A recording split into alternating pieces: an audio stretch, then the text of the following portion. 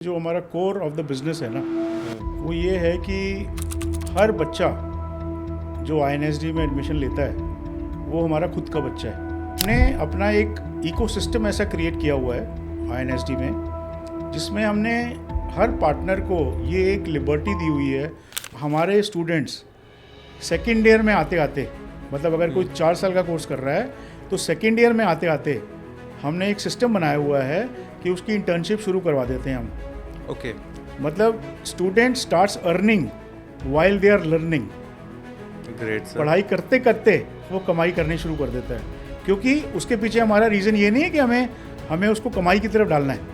हमारा रीज़न ये है कि हम उसको इंडस्ट्री से जोड़ देते हैं। कंफर्ट जोन दिया हुआ है कि वो हमें अप्रोच कर सकते हैं। मतलब we are approachable to each and every partner 24/7। मतलब डायरेक्टली आईएनएसडी स्टार्ट किया और आईएनएसडी सीधा ऐसे चौके छक्के मारते गए, या कैसे था? मतलब पीछे की भी कोई बैक स्टोरी है? 1998 में मैंने एक डिज़ाइन कॉलेज की, एक इंटरनेशनल डिज़ाइन कॉलेज था, मैं पब्लिकली नाम नहीं लेना चाहता उनका, तो मैंने 13 साल उनकी फ्रेंचाइज चलाई और साथ में करीब 1300-1400 बच्चे मेरे पास मेरे सेंटर्स में पढ़ते थे। बट ऑन 4 अक्टूबर 2011 मैंने अपने इस ब्रांड की नींव रख दी, इंटरनेशनल स्कूल ऑफ डिज़ाइन, और वहाँ से आज rest is history and rest is in front of the world. Today we have 75 centres and we have a valuation of 300 crores.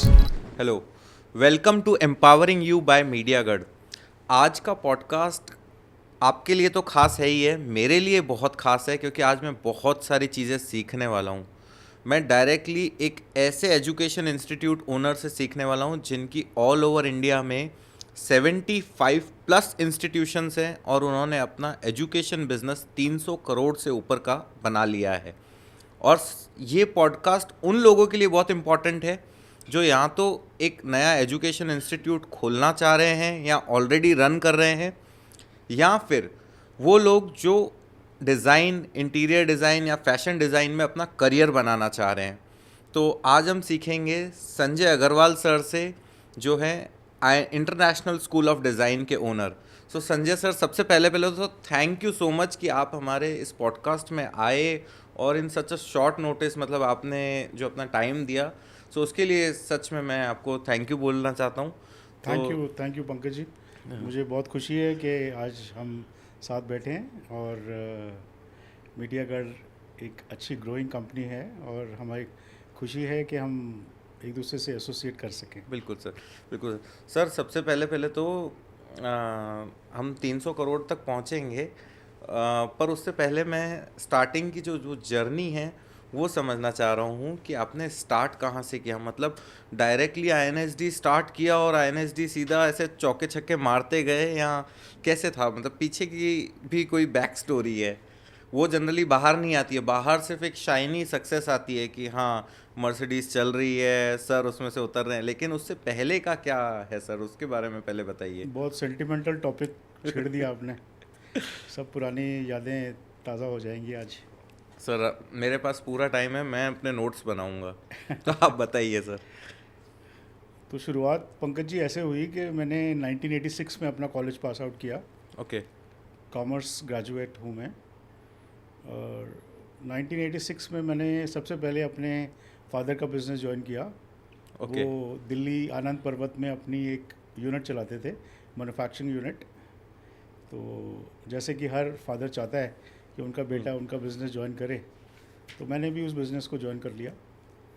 और मैं शुरू से ना, मुझे सेल्स का बहुत शौक़ था और आई थिंक सो कि एक नेचुरल टैलेंट भी था।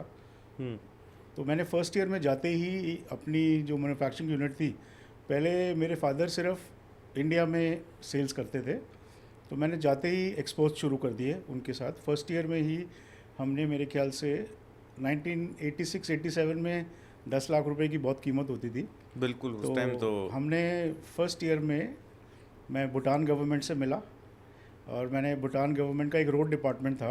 ओके। तो मुझे अभी भी याद है, मिस्टर थिम्पू नाम था उनका, जो वहाँ के हेड थे। तो उनको मैंने अप्रोच किया और उनको मैंने बोला कि एक बार आप हमें मौका दीजिए और आप हमारी फैक्ट्री विज़िट कीजिए, हमारे इक्विपमेंट्स देखिए और हम आपके साथ काम करना चाहते हैं। तो उन्होंने अपना प्रोग्राम बना लिया और वो इंडिया आ गए, दिल्ली आ गए और हमारी उन्होंने फैक्ट्री विज़िट करी। बहुत छोटी सी फैक्ट्री होती थी। तो उस टाइम आपकी एज क्या थी? मेरे दिमाग में ये क्वेश्चन चल रहा है, सॉरी रोकूंगा। I was 20। 20? Yes. और 20 में आपने डायरेक्ट गवर्नमेंट को अप्रोच किया हाँ, मैंने कि उनका भाई हमसे नंबर- माल खरीदो और हमें तो तुम्हारे साथ काम करना मैंने है। नंबर निकाला उनका डायरेक्टरी में से ढूंढ के। मैंने शायद 30 या 40 फ़ोन किए होंगे, लैंडलाइन फ़ोन ही होते थे तब। और उसके बाद करते करते करते करते डायरेक्टली उनके पीए से बात हुई, जो वहाँ के मिनिस्टर थे, रोड मिनिस्टर, रोड डिपार्टमेंट के हेड जो थे, जो उनका परचेज सेगमेंट था। फिर उन्होंने उससे कनेक्ट किया और फिर जो परचेज हेड थे मिस्टर थिम्पू, उनसे कनेक्ट किया। तो मैंने उनको इनवाइट किया और आई थिंक वो कुछ बात सुन के इतने इम्प्रेस हुए, क्योंकि मैंने उनको एक कमिटमेंट दे दी फ़ोन पे ही कि मैं आपको ऐसी क्वालिटी दूंगा और एक ऐसे प्राइस पे दूंगा जो कोई आपको दे नहीं पाएगा। ये मेरी चैलेंज है। ओके। क्योंकि हमारी यूनिट छोटी थी, मुझे पता था हमारे ओवरहेड्स कम है, हम प्रॉफिट ज़्यादा नहीं रखेंगे लेकिन एक शुरुआत कर पाएंगे। तो मैंने वो पहला ऑर्डर 10 लाख रुपए का जब अपने फादर को बताया कि हमें मिल गया है, तो उनकी मतलब he had tears in his eyes कि ये कैसे अचीव हो गया आज तक। तो वो पूरे साल में शायद 20 या 25 लाख का काम करते थे और हमने एक ही ऑर्डर, सिंगल ऑर्डर 10 लाख का लिया। और उसके बाद हम कभी गवर्नमेंट के लिए काम नहीं करते थे। उसके बाद नेक्स्ट स्टेप हमने ये लिया कि इंडिया में जितने पीडब्ल्यू डिपार्टमेंट्स थे, हरियाणा के, पंजाब के, मतलब जितने भी स्टेट्स थे इंडिया के, उन सब के पीडब्ल्यू डिपार्टमेंट्स में भी हमने अपना प्रोडक्ट सप्लाई करना शुरू किया। ओके। तो 5 से 6 साल मैंने वो काम किया अपने फादर के साथ, लेकिन मुझे मज़ा नहीं आ रहा था। सर इतना अच्छा, मतलब इस इतना लेवल grow पे करने के बाद भी आपको मज़ा नहीं मुझे आ मज़ा रहा नहीं था? आ रहा था, क्योंकि वो 1 सूत, 2 सूत, 4 सूत मेरी समझ में नहीं आते थे। जो टेक्निकल डिटेल्स होती है ना, तो I was a very sales guy kind of a person. Okay. तो क्या होता था मैन्युफैक्चरिंग में, अगर आपने कोई ऑर्डर बनवाया है तो आपको सप्लाई भी तो देनी है ना। तो सप्लाई देने के लिए मुझे इन्वॉल्व होना पड़ता था कि भी कोई हर प्रोडक्ट ठीक बन रहा है, नहीं बन रहा है, उसकी पैकिंग ठीक हो रही है, नहीं हो रही है। तो मैं मैनेज तो करता था, बट मुझे अंदर से मज़ा नहीं आ रहा था। बस मुझे ठीक है, लग वो रहा था कि पापा का वो कहते हैं ना सपना पूरा एक करने के लिए। सपोर्ट हाँ। था, मतलब एक सपोर्ट देना था मुझे। एक्चुअली मैं एक आपको इंटरनल बात बताना चाहता हूँ, जो मैं पब्लिकली कभी बताया नहीं किसी को, कि मेरे फादर की आई साइट बहुत वीक हो गई थी while I was growing up. तो बाय दैट टाइम मैंने अपना फादर का बिजनेस ज्वाइन किया।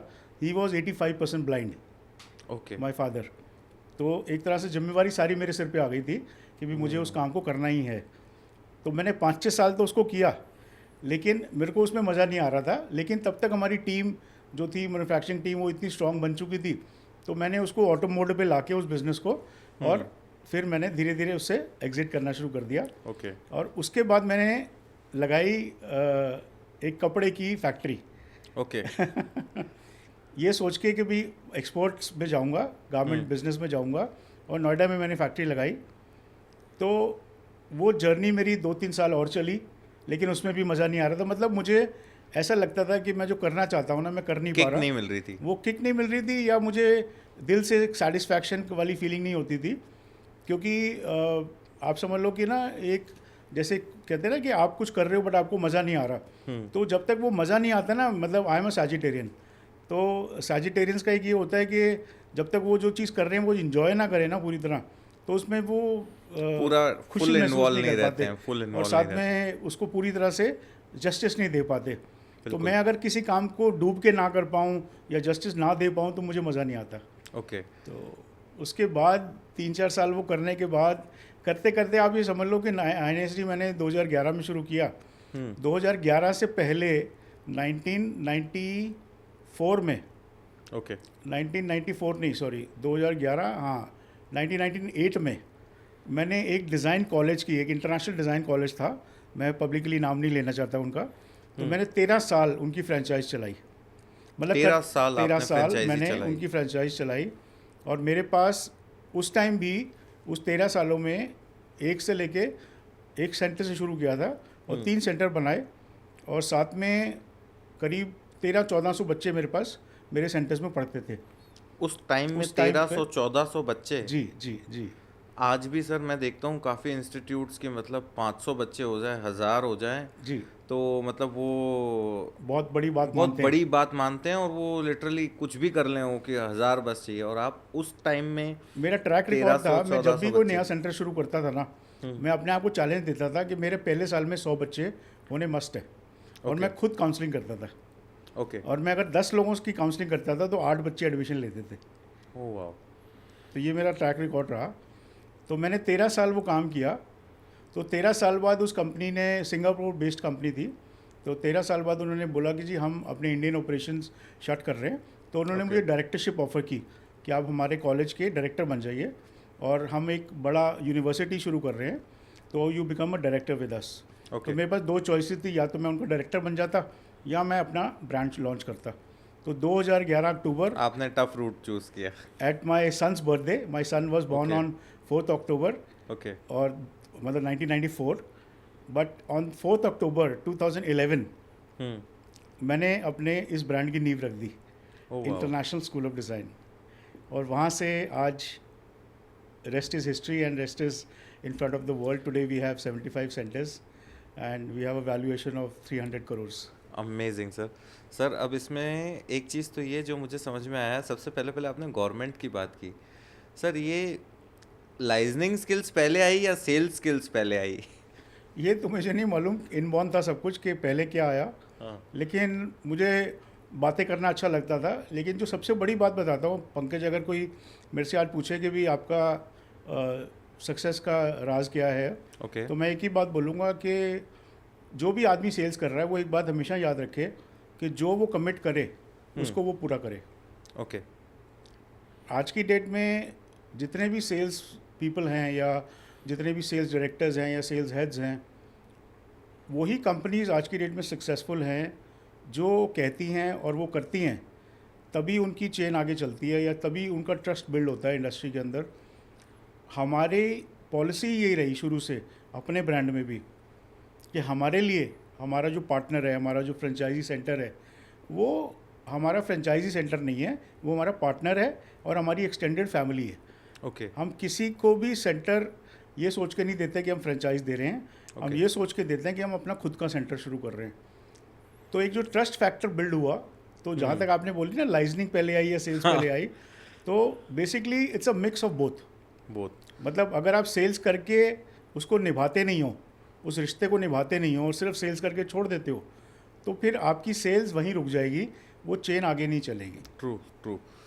मेरे को काफ़ी सारी चीज़ें इससे रिलेट कर पा रहा हूँ मैं, कि सेल्स में आज के टाइम में क्या चल रहा है कि लोग ओवर कमिट कर रहे हैं और डिलीवरी बेसिक रख रहे हैं, अंडर डिलीवर कर जो अंडर डिलीवर कर रहे हैं। यहाँ आप ये कह लो कि ओवर कमिट तो कर दिया बट उसकी वैल्यू जो है वो डिलीवर नहीं कर पा रहे हैं, correct. And that's why the decline is. Yes, yes. And you know, the main thing which every company or every organization needs to understand is that जो भी इंसान आपके ऊपर ट्रस्ट कर रहा है या जो भी आपको बिजनेस दे रहा है, their money is very hard earned. True. मतलब बहुत मुश्किल से पैसा कमा रहा है और बहुत मुश्किल से वो पैसे को जोड़ के आपके पास, आप पे ट्रस्ट करके आपके साथ इन्वेस्ट कर रहा है। तो वो ये सिर्फ चाहता है आपसे कि उसकी इन्वेस्टमेंट सेफ रहे और उसको और उसका रिजल्ट फ्यूचर सेफ रहे। हम्म एक कोई भी इंसान जब कोई इन्वेस्टमेंट करता है ना, वो दो रीज़न से करता है। एक तो उसको उसकी इन्वेस्टमेंट सेफ रहे और उस पर उसको कमाई हो सके, जिसको हम रिटर्न ऑन इन्वेस्टमेंट कहते हैं। बिल्कुल। और दूसरा ये कि उसका फ्यूचर सिक्योर हो सके। आदमी वहीं पैसा लगाता है जहाँ उसका फ्यूचर सिक्योर्ड होता है। तो ये दो चीज़ें हर ऑर्गेनाइजेशन को दिमाग में रखनी चाहिए। और INSD में हमारा, आप सोच लीजिए, विजन और मिशन एक ही है कि जो भी इन्वेस्टर या जो भी पार्टनर हमारे साथ जुड़े, भगवान उसको बहुत बरकत दे और उसका खूब काम चलाए। मैं रोज़ सुबह उठ के अपने सब पार्टनर्स के लिए दुआ करता हूँ, ओके प्रार्थना करता हूँ। और ये फैक्ट है, I am saying this with all my heart, कि मेरी एक ही प्रेयर होती है हर रोज़ सुबह उठ के कि भगवान मेरे हर पार्टनर को बहुत बिजनेस देना, क्योंकि अगर वो खुश हैं तो ही हम खुश तो हैं। हम खुश हैं। Amazing sir, amazing. मतलब ये मुझे लगता है कि मेरे को भी एक प्रेयर मिल गई है कल से कि जितने भी हमारे क्लाइंट्स हैं वो खुश रहें। वैसे ये चीज़ मैं मेरी टीम को भी बोलता हूँ कि हमारे लिए तब मज़ा है जब हम किसी भी क्लाइंट के लिए, agency is an asset not a liability. क्योंकि अगर क्लाइंट के लिए हम एक लाइबिलिटी हैं तो definitely we are on the wrong track, we are not doing the right thing which we intend to do. Absolutely. So वही चीज़ आपने वो चीज़ वापस से बताई। तो सर ये फ्रेंचाइजी, मतलब मैं ये सोचता हूँ कि आज के टाइम में हर जगह फ्रेंचाइजी फ्रेंचाइजी फ्रेंचाइजी, और बहुत ज़्यादा फ्रेंचाइजी के प्रमोशंस चल रहे हैं। जैसे मैंने अभी एक कोई चाय की फ्रेंचाइजी बहुत फेमस हुई थी और फिर उसके बाद में सब लोगों ने उस पर कोर्ट केस वगैरह किए।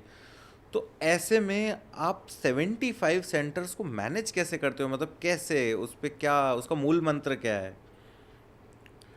पंकज जी बहुत सिंपल है, अगर आपकी नीयत साफ़ है तो हम्म। भगवान आपके साथ है। हम्म। नीयत को मुराद है। ओके। बहुत सिंपल असूल है हमारा ज़िंदगी में कि ना किसी के साथ बुरा करो, ना कोई बुरा सोचो। हमारे हर पार्टनर को ये पता है कि जो हमारा हेड ऑफिस है या जो संजय सर हैं और जो प्रणव सर हैं, वो हमारे बारे में अच्छा सोचते हैं, और कहीं पर भी चाहे आधी रात को उनको कोई परेशानी आए, हम उनके साथ खड़े हैं। ओके। तो हमने अपना एक इकोसिस्टम ऐसा क्रिएट किया हुआ है INSD में, जिसमें हमने हर पार्टनर को ये एक लिबर्टी दी हुई है, या एक ये आप समझ लो एक एक एक ना जिसको बोलते हैं ना, एक पॉइंट ऐसा दिया हुआ है, या एक ऐसा उनको कंफर्ट जोन दिया हुआ है कि वो हमें अप्रोच कर सकते हैं। मतलब we are Okay. Approachable to each and every partner 24/7। मतलब ये नहीं है कि वहाँ उस ऑफिस में बात करो, वहाँ जी डिपार्टमेंट में बात करो, जी, ये करो, वो नहीं है, डायरेक्ट संजय सर से बात हमारा करो। बहुत बेसिक सिस्टम है। जैसे ही हमारा सेंटर साइन अप होता है, पहले तो सेंटर साइन अप तभी होता है जब हम उस पार्टनर से मिलते हैं। ओके। आज तक INSD में उन 75 सेंटर्स में से एक भी डील ऐसी नहीं है जो हमारी नॉलेज के बिना, या हमारे से मिले बिना, या हमारे से डिस्कशन किए बिना वो डील साइन हुई हो। We make sure that me and my son Pranav, okay. हम हर पार्टनर से पर्सनली मिलते हैं, जूम कॉल पे या फिज़िकली या थ्रू अ मीटिंग। हम हर पार्टनर से खुद मिलते हैं before we sign the contract with them. Sir आप उस पार्टनर में क्या देखते हो, मतलब अगर आप किसी पार्टनर से मतलब उसको सिलेक्ट या रिजेक्ट करते हो, तो आपने मेरे हिसाब से काफ़ी रिजेक्ट भी किए होंगे, जी, तो क्या देखते हो कि ये एक पार्टनर में होना चाहिए, then only you will select that? हमारा बेसिक क्वेश्चन होता है कि आप या आपकी फैमिली में से इस बिज़नेस को डायरेक्टली कौन मैनेज करेगा। ओके। बहुत सारे लोग हिंदुस्तान में एक ऐसे हैं जो कहते हैं जी पैसा ले लो और और आप चलाओ, हर महीने रिटर्न आता रहे और और ये आप मेरे नहीं नाम नहीं पे एक बिजनेस हो। आप पैसा ले लो हमसे, इन्वेस्टमेंट कर देंगे। हमारी जो भी 20-25 लाख की इन्वेस्टमेंट है हमारी, मतलब we are a very low investment project and with high returns. तो पैसा ले लो आप हमसे और आप मैनेज करो, तो हम उनको मना कर देते हैं। ओके। हमारा सिंपल क्राइटेरिया है कि अगर आप खुद समय नहीं दे सकते तो फिर हम इंटरेस्टेड नहीं हैं। ओके। तो जो क्राइटेरिया है वो बहुत सिंपल है कि अपने अंदर एक जज्बा होना चाहिए, एक पैशन होना चाहिए, या एक इच्छा होनी चाहिए एटलीस्ट। आप खुद का पैसा लगा रहे हैं और अगर आप समय भी नहीं दे सकते तो फिर फ़ायदा कोई नहीं है। मतलब नहीं है।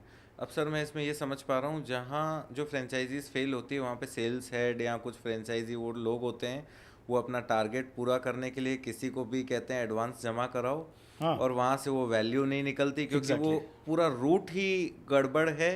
वहाँ पे बस ठीक है एक क्लोज करना है, और यहाँ पे वो डिफरेंशिएट नज़र जो आ आपने रहा है बात मुझे। बोली ना कि over commitment and under delivery, हम्म।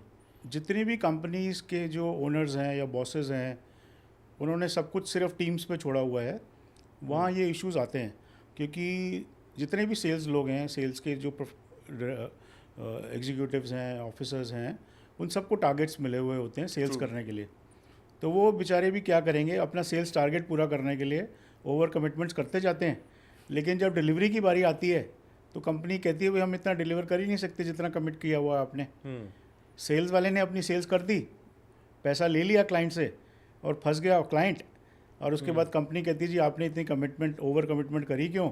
वो सेल्स वाला कहता है सर आपने टारगेट ही ऐसे दे रखे थे कि जब तक हम एक्स्ट्रा कमिट नहीं करेंगे तो हमारी सेल नहीं होगी। तो वो ठीक बात सारा है। विशियस सर्कल इतना ख़राब क्रिएट हो जाता है। ये जो फ्रेंचाइज बिजनेस आज की डेट में फेल हो रहे हैं, उसका मेन कारण ही यही है ओके। कि कंपनीज़ ने आगे लोग रखे हुए हैं, किसी ने 10 लोग, किसी ने 20 लोग, किसी ने 500 लोग, और वो धड़ाधड़ सेल्स किए जा रहे हैं, लेकिन ऑपरेशंस एंड डिलीवरी उस पे and कोई back end फोकस नहीं कर रहा है। is not that strong. तो सर आप कैसे इंश्योर करते हो कि आप, क्योंकि 75 is also a good number, तो आप कैसे इंश्योर करते हो कि हाँ ये चले?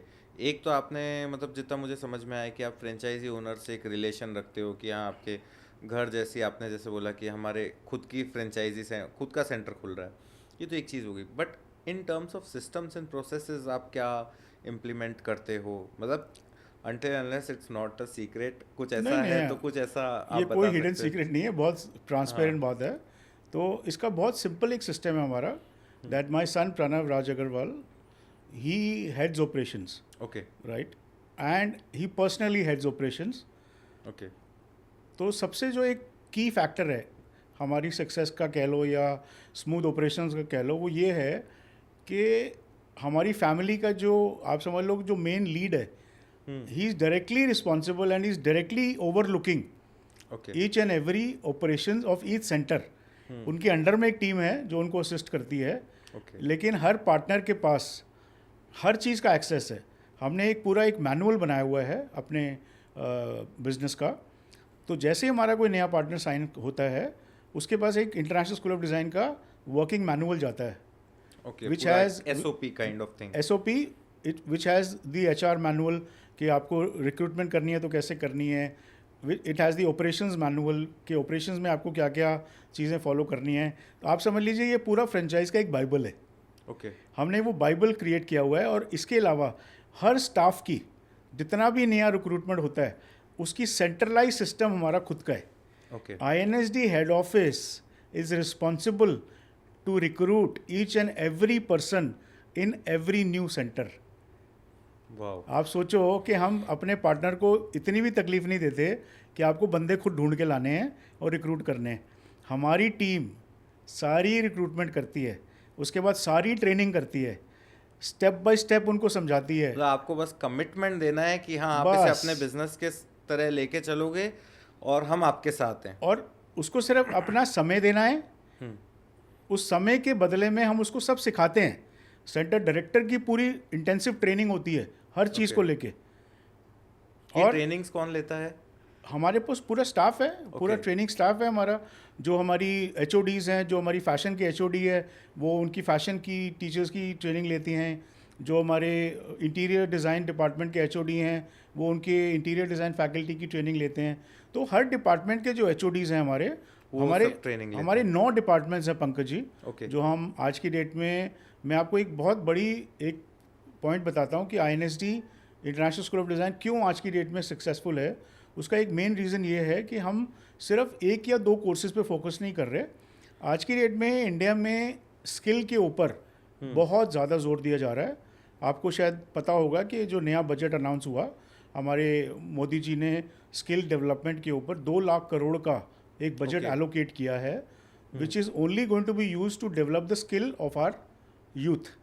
ओह वाओ। तो इतनी डिमांड है आज की डेट में। हिंदुस्तान में हर साल 2 लाख से ज़्यादा ट्रेंड प्रोफेशनल्स चाहिए इस इंडस्ट्री को चलाने के लिए, क्योंकि जितनी फॉरेन कंपनीज़ हैं वो अपनी यहाँ पर ब्रांचेस खोल रहे हैं, उनको ट्रेंड स्टाफ चाहिए, चाहे वो फैशन में है, चाहे वो इंटीरियर में है, चाहे वो ग्राफिक्स में है, चाहे वो UI UX में है, या वो एनिमेशन में है। तो हमने ये सारे डिपार्टमेंट्स वो वाले चूज़ किए हुए हैं जिसमें हर बच्चा 3 साल का या 2 साल का कोर्स करने के बाद कंप्लीटली इंडिपेंडेंट बन जाता है to start their own business, Okay. और to start working under somebody, और टू स्टार्ट डूइंग फ्रीलांसिंग। तो आप मान के चलो कि कोर्स ख़त्म करने के बाद भी आपको ज़रूरी नहीं कि एक 9 to 5 जॉब ही करनी है, आप अपना खुद का बिजनेस लॉन्च कर सकते हैं एज एन मतलब आपका एंटरप्रेन्योर। कोर्स ऐसा है कि डायरेक्ट वो करने के बाद बंदे के ऊपर है, उसको जिस चीज़ से पैसा बनाना है वो पैसा बना सकता है। यस, मेन बात ये है। कंप्लीटली इंडिपेंडेंट हो सकता और है। अपने पैरों पे खड़ा हो सकता है। आप हैरान हो जाएंगे सुन के, हमारी एक स्टूडेंट है, उसने 3 साल का ग्राफिक डिज़ाइन का कोर्स किया और उसका दुबई में 12 लाख रुपए का पैकेज लगा। ग्राफिक डिजाइन में 12 लाख 12 लाख रुपए का पैकेज स्टार्टिंग ग्राफिक में, डिज़ाइन जस्ट में, जस्ट आफ्टर फिनिशिंग और ग्रेजुएशन। सर अगर अभी वो जस्ट आफ्टर ग्रेजुएशन 12 लाख कमा रही है तो आई थिंक 3-4 साल में तो वो वहाँ पे होगी जहाँ पे दूसरे लोग 8 साल 10 साल लगा के पहुँचते हैं। एग्जैक्टली। देखो, मैं ये नहीं कहता कि हर बच्चे को 12 लाख मिलता है, मतलब कोई भी व्यूअर जो है वो इस चीज़ का एक बेस पॉइंट ना बना ले कि भाई हर बच्चे को 12 लाख रुपए मिलता है। कुछ बच्चे ऐसे होते हैं जो खुद से सेल्फ, मतलब एक तरह ना टैलेंटेड होते प्रैक्टिस हैं करते रहते हैं, एंड उस दे आर पे वेरी काम करते क्रिएटिव, रहते हैं। क्योंकि ये क्रिएटिव इंडस्ट्री है, Yeah. क्रिएटिव फील्ड है। तो उसका क्रिएटिविटी पहले से बहुत अच्छी थी, एजुकेशन लेने के बाद वो और एनहांस हो गई। तो मतलब आप ये मान के चलो कि स्टार्टिंग रेंज जो है वो 5 से 6 लाख रुपए से तो स्टार्टिंग रेंज है आज की डेट में डिज़ाइनर्स को कमाने के लिए। एक Okay. सिंपल ग्रेजुएशन करने के बाद 5 से 6 लाख रुपए की सैलरी या एक काम लेना किसी बच्चे के लिए कोई बड़ी बात नहीं है। बड़े आराम से उनको ये पैसे इतने वो कमा सकते हैं। ग्रेट सर, मतलब 12 लाख रुपए मैं तो सुन के अभी मतलब उसी में शॉक में हूँ, क्योंकि मुझे ध्यान है कॉलेज के टाइम में कुछ मेरे फ्रेंड्स थे, उन्होंने कहा यार PWC ज्वाइन कर लें, क्या करें, यहाँ पे ये जॉब मिल रही है। तो उनको उस टाइम में जो जॉब मिली थी दैट वाज अराउंड 4 लाख। आप सोचो, ब्रांड्स के नाम बहुत बड़े बड़े हैं, मतलब मैं नाम नहीं लेना चाहूँगा, लेकिन 4 लाख 5 लाख, और आप सीधा बात कर रहे हो 12 lakh. So that's a huge, मतलब बहुत अच्छा एक्चुअली लीप है। मैंने ये देखा है कि ट्रेंड बहुत चेंज हो रहा है, और जो हमारी वाली फील्ड्स हैं, चाहे वो फैशन है, चाहे वो इंटीरियर है, इसमें जो सर्विसेज है ना वो पर्सनलाइज्ड हो गई हैं। पहले क्या होता था कि आपने एक दुकान खोल ली और दुकान पे माल रख लिया और वो बेच रहे हो आप। अभी क्या हो गया कि हर चीज़ कस्टमाइज्ड हो रही है। ओके। हर जो क्लाइंट है उसको कस्टमाइजेशन चाहिए, पर्सनलाइजेशन चाहिए, और पर्सनलाइजेशन करने के लिए डिज़ाइनर्स चाहिए। ट्रू। तो इसीलिए डिज़ाइनर्स को इतना काम मिल रहा है आज की डेट में। नए नए जो डिज़ाइनर्स आ रहे हैं, जो बडिंग डिज़ाइनर्स हैं, उनके पास इतना बिजनेस आ रहा है कि आप बिलीव नहीं करोगे कि जितने बड़े यूनिट में हम आज बैठे हुए हैं, इतना बड़ा यूनिट को डिज़ाइन करने के, एग्जीक्यूट करने के लिए एक नॉर्मल इंटीरियर डिज़ाइनर 1 से 1.5 लाख रुपए मांग लेता है। सही बात है, बिल्कुल सही बात है। और मेरा उसको खुद का डिज़ाइनर मेरे को जो बिल भेज रहा है, मैं समझ रहा हूँ। और उसको 3D पे स्केच बनाने में सिर्फ 1.5 घंटा लगता है। और उसके डिज़ाइन उसके माइंड में होता है, लेकिन उस 3D के स्केच को बना के रेडी करने में 1.5 घंटा, और 1.5 घंटे के 1.5 लाख। तो आप ये मान के चलिए 1.5 लाख तो पूरा एक टर्न की पूरे प्रोजेक्ट प्रोजेक्ट का के है हो गए, पूरा। हाँ। वो कंसल्टेंसी भी देते हैं, एग्जीक्यूशन में भी हेल्प करते हैं, Okay. जो मटेरियल आपको ख़रीदना है उसमें भी एग्जीक्यूशन में हेल्प करते हैं। तो it's a complete project, right. But what I am trying to tell you, या मैं जो आपको बताना चाह रहा हूँ वो ये बताना चाह रहा हूँ कि ये जितनी भी आज की डेट में पढ़ाई बच्चे पढ़ रहे हैं वो बड़ी हाईली पेइंग जॉब्स हैं, मतलब Okay. बहुत हाईली पेइंग करियर्स हैं। इसकी Okay. वजह से ही आजकल इन कोर्सेज में इतनी ज़्यादा डिमांड आ रही है। मतलब आप सुन के बहुत खुश होंगे कि आज की डेट में ऑल ओवर इंडिया 25,000 बच्चे पढ़ते हैं हमारे पास, हमारे सेंटर्स में। 25,000 बच्चे जी। और ये नंबर जो है, हमारा टारगेट है कि हम अगले 2 से 3 सालों के अंदर we will touch about 3 lakh students in 1 year. Sir, इस कॉन्वर्जेशन को अपन आगे करेंगे कंटिन्यू। पहले मेरा क्वेश्चन एक आया है सर, ये एनर्जी कहाँ से लाते हो? मेरे को तो सबसे पहले इसका सोर्स बताओ। क्योंकि मेरा भी सर विजन यही है कि मेरे को भी जो मेरी कंपनी है उसको 100 करोड़ तक लेके जाना है। और कई बार मेरे को ये माइंड में आता है क्वेश्चन कि सर्विस बिजनेस इतना स्केलेबल है नहीं है, लेकिन अभी आपसे बात करके मुझे जो पूरी जो पॉजिटिव वाइब्स है ना वो आ रही है। तो सर, ये एनर्जी कहाँ से लाते हो? देखिए पंकज जी, सबसे ज़्यादा एनर्जी आती है आपकी अच्छी सोच से, आपकी ठीक है। अच्छी इंटेंशन से, और एक डिसिप्लिन लाइफस्टाइल से।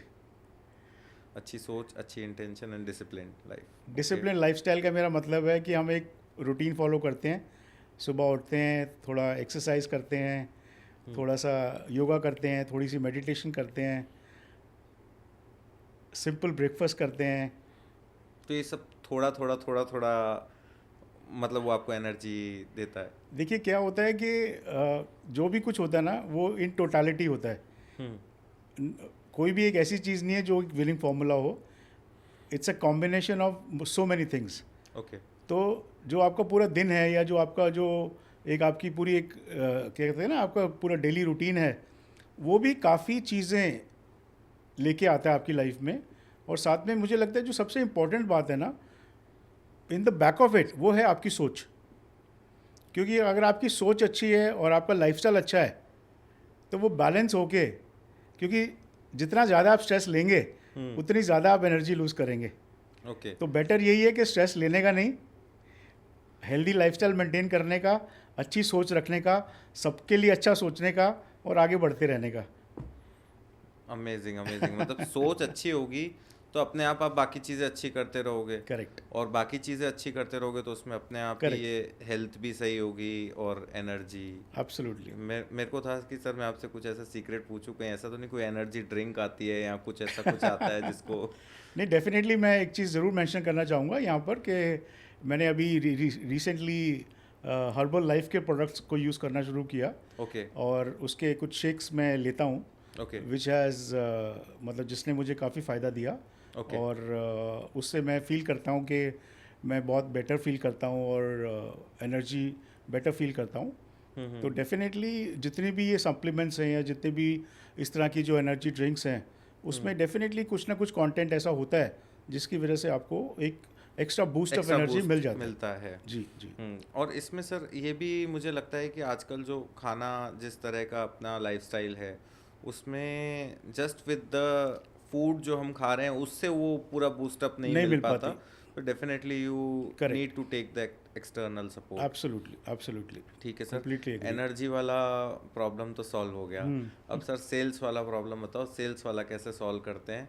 सेल्स का आपका, मैं देख रहा हूँ कि आपने जो जर्नी स्टार्ट की, सबसे पहला ही आपका कोर जो सबसे ज़्यादा कोर है, दैट इज़ सेल्स। तो सेल्स पे कैसे आपने मतलब इतनी स्ट्रॉन्ग होल्ड किया? मुझे लगता है कि सेल्स के अंदर द ओनली रीज़न वाई हम इतनी सेल्स कर पाए या आज की डेट में जो भी हमने अचीव किया है, उसके पीछे एक जो सबसे बड़ा कारण ये था कि सेल्स इज़ नॉट ओनली, मतलब मैं उसको ऐसे एक्सप्रेस करना चाहूँगा कि सिर्फ सामने वाले के पैसे में इंटरेस्ट मत रखो, उस इंसान में इंटरेस्ट रखो। सेल्स का मतलब ये नहीं है कि सामने आपके एक आदमी बैठा हुआ है, आपको उसकी जेब से पॉकेट से पैसा निकालना है। आपका मोटिव ये होना चाहिए कि आपको सामने वाले को अपना बनाना है। अगर आपने उसको अपना बना लिया तो उसका पैसा तो आपके पास आ ही जाएगा। तो सेल्स के पीछे जो फिलॉसफी है ना, इंग्लिश में बोलते हैं, there is a saying, don't keep interest in the client's money, keep interest in the client's money will automatically come to you. Amazing sir, ये बात आप एकदम सही कह रहे हो, क्योंकि मैं पीछे बैकएंड में अपने क्लाइंट से रिलेट कर पा रहा हूँ ये चीज़, और मनी ऑटोमेटिकली कम्स। मतलब आपको बोलने की ज़रूरत नहीं है। जैसे आज मेरे पास अपने आप ही क्लाइंट का चला के मैसेज आया कि अपना वो रिन्यूअल हो गया था 1 साल का कंप्लीट, तो नए कॉन्ट्रैक्ट के लिए बात करनी है। सो वो जब चला के आता है तो डेफिनेटली इट फील्स कि हाँ, करेक्ट, इट्स ट्रू। और इसके अलावा सर आप थोड़ा सेल्स पे उसके अलावा थोड़ा ज्ञान दो। उसके अलावा देखिए, सबसे इम्पोर्टेंट है कि आपका जो प्रोडक्ट है वो इन्वेस्टर फ्रेंडली होना बहुत इम्पोर्टेंट है। ओके। क्योंकि सामने वाला आपसे क्या खरीद रहा है, वो आपका प्रोडक्ट ही तो खरीद रहा है ना आपसे। अगर आपके प्रोडक्ट में वैल्यू नहीं दिखेगी उसको, तो वो क्यों बाय करेगा? ठीक बात है। तो सबसे इम्पोर्टेंट ये है कि पहली बात जो मैंने बोली कि आपको उस इंसान में इंटरेस्ट रखना है और उसको ऐसा प्रोडक्ट देना है जो उसके फ़ायदे का हो, और वो कल को ये रिग्रेट ना करे कि उसने आप में इन्वेस्ट क्यों किया।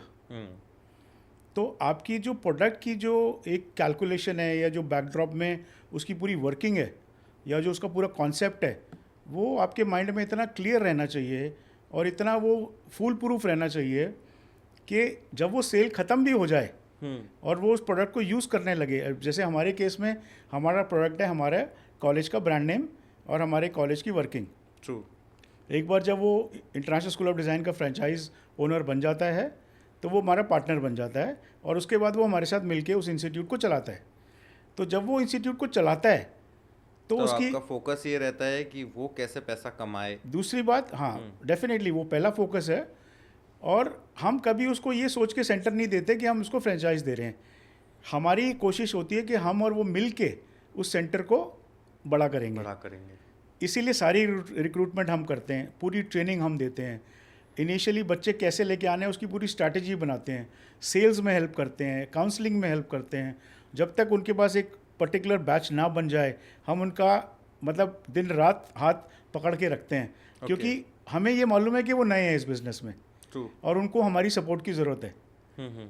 और इनिशियली जो हम सपोर्ट उनको देते हैं वो उनके लिए एक बहुत बड़ा, एक समझ लीजिए एक जैसे होता है ना सुलेस होता है कि जिस कंपनी के साथ मैंने काम किया, देखो हमें तो वो सिर्फ फ्रेंचाइज फी दे रहे हैं ना, बाकी तो इंफ्रास्ट्रक्चर उनका खुद का है और वो पैसे उनके पास खुद के पास हैं, लेकिन हम उसको अपनी रिस्पॉन्सिबिलिटी समझते हैं कि अगर उन्होंने हम पे ट्रस्ट किया, हमारे ब्रांड के साथ उन्होंने हाथ मिलाया, तो हमारी ये ड्यूटी बनती है कि उनका जो पैसा है वो सेफ़ रहे, उनकी जो आगे फ्यूचर है वो सेफ़ रहे, और वो आगे 10 साल 20 साल 25 साल हमारे साथ मिलके ग्रो कर सके। ग्रो करते जाएं।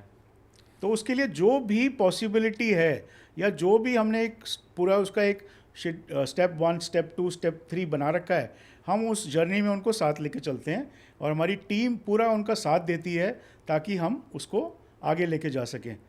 Great sir. तो जब हम उस सेंटर ओनर से साल 2 साल बाद को रिव्यू मांगते हैं या कोई उनसे हम ये पूछते हैं कि आपकी जर्नी कैसी है या आपका एक्सपीरियंस कैसा है, तो पंकज जी आप सुन के बहुत हैरान होंगे कि हमारे सारे के सारे जो सेंटर्स हैं वो एक ही बात बोलेंगे कि जी जो संजय सर और प्रणव सर की टीम है वो बहुत हेल्पफुल है, वो साथ नहीं छोड़ती।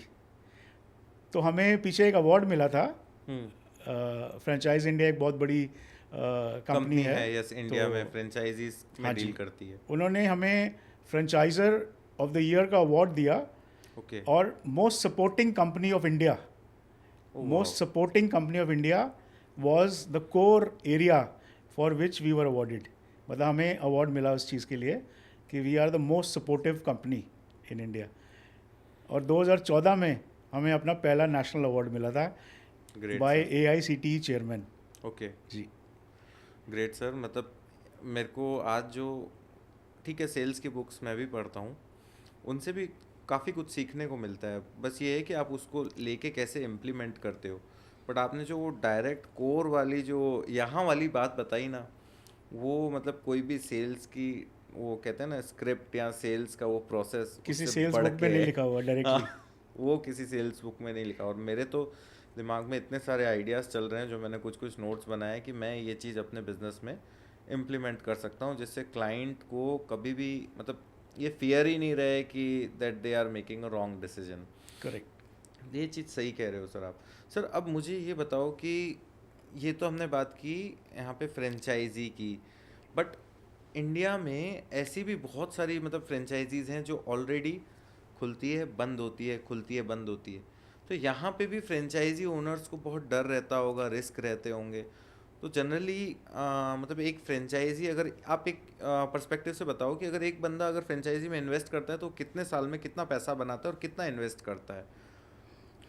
देखिए मैं आपको और उसके मतलब रिस्क क्या क्या रहते हैं उसके?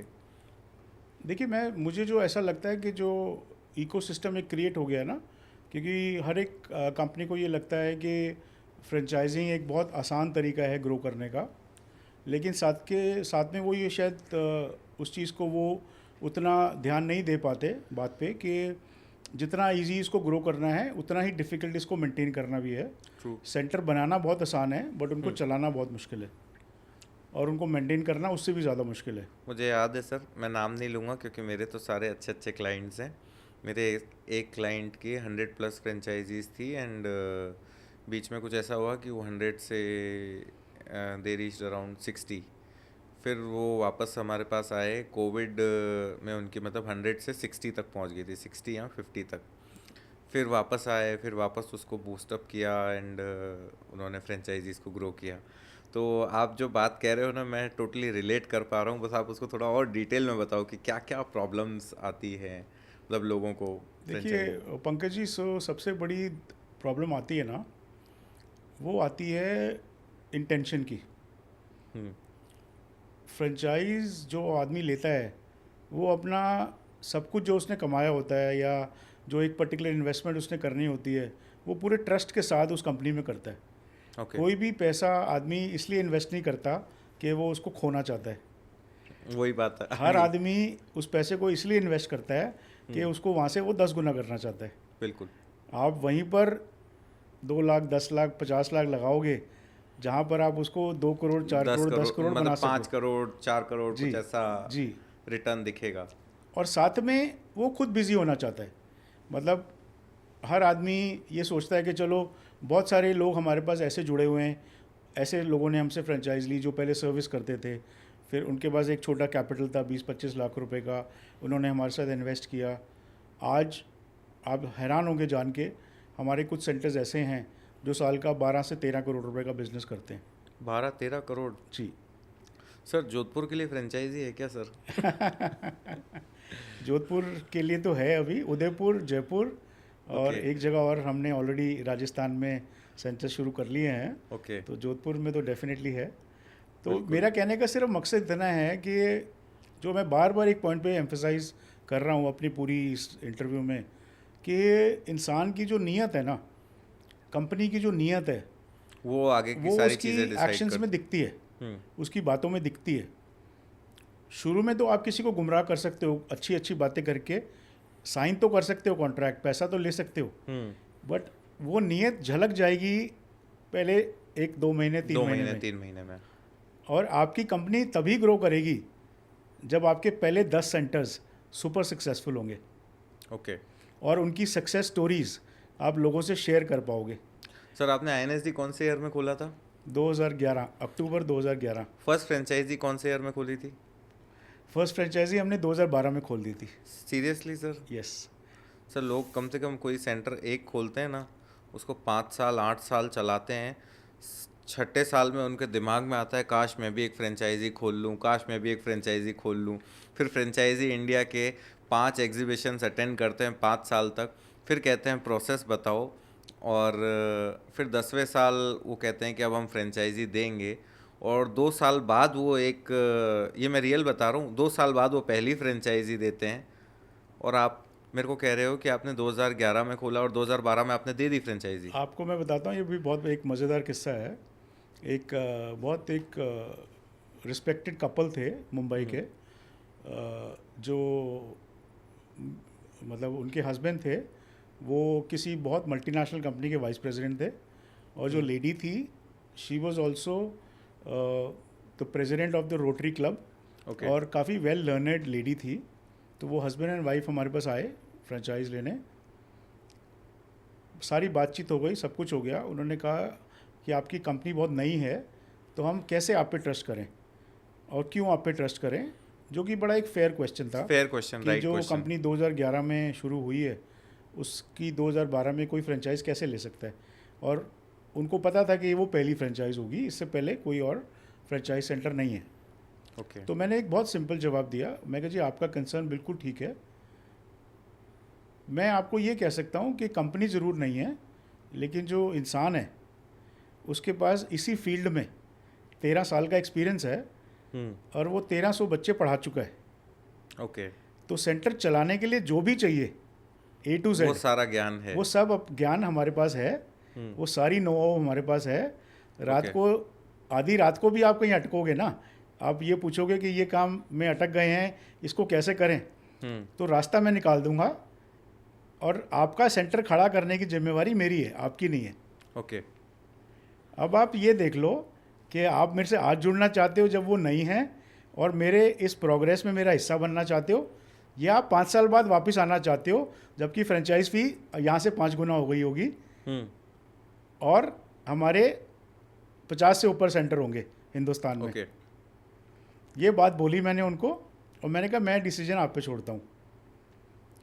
आधा घंटा वो पंकज जी मेरे ऑफिस से बाहर गए, हस्बैंड वाइफ, और आधे घंटे के बाद आके, उस टाइम हम फ्रेंचाइज फी 2.5 लाख प्लस GST लेते थे, और सर्विस टैक्स चलता था तब, सर्विस टैक्स लेते थे। उन्होंने पूरा 2.5 लाख रुपए प्लस सर्विस टैक्स का चेक मुझे काट के दे दिया कि सर हम आप पे ट्रस्ट करते हैं, और आपकी बात सुन के हमें पूरा भरोसा हो गया है, एंड हम आपकी फ्रेंचाइज लेने में बिल्कुल रेडी हैं। Great sir. ये आपने पहले साल में ही पहली फ्रेंचाइजी क्लोज की जी। फिर उसके बाद 5 साल की जर्नी में क्या था, कितनी फ्रेंचाइजीज हुई? 5 साल की जर्नी में आप समझ लीजिए पहले 5 सालों में हमने ऑलमोस्ट 25-26 सेंटर्स बना लिए थे। 25 सेंटर्स बना लिए थे 5 साल में? जी। 25-26 सेंटर्स बना लिए थे।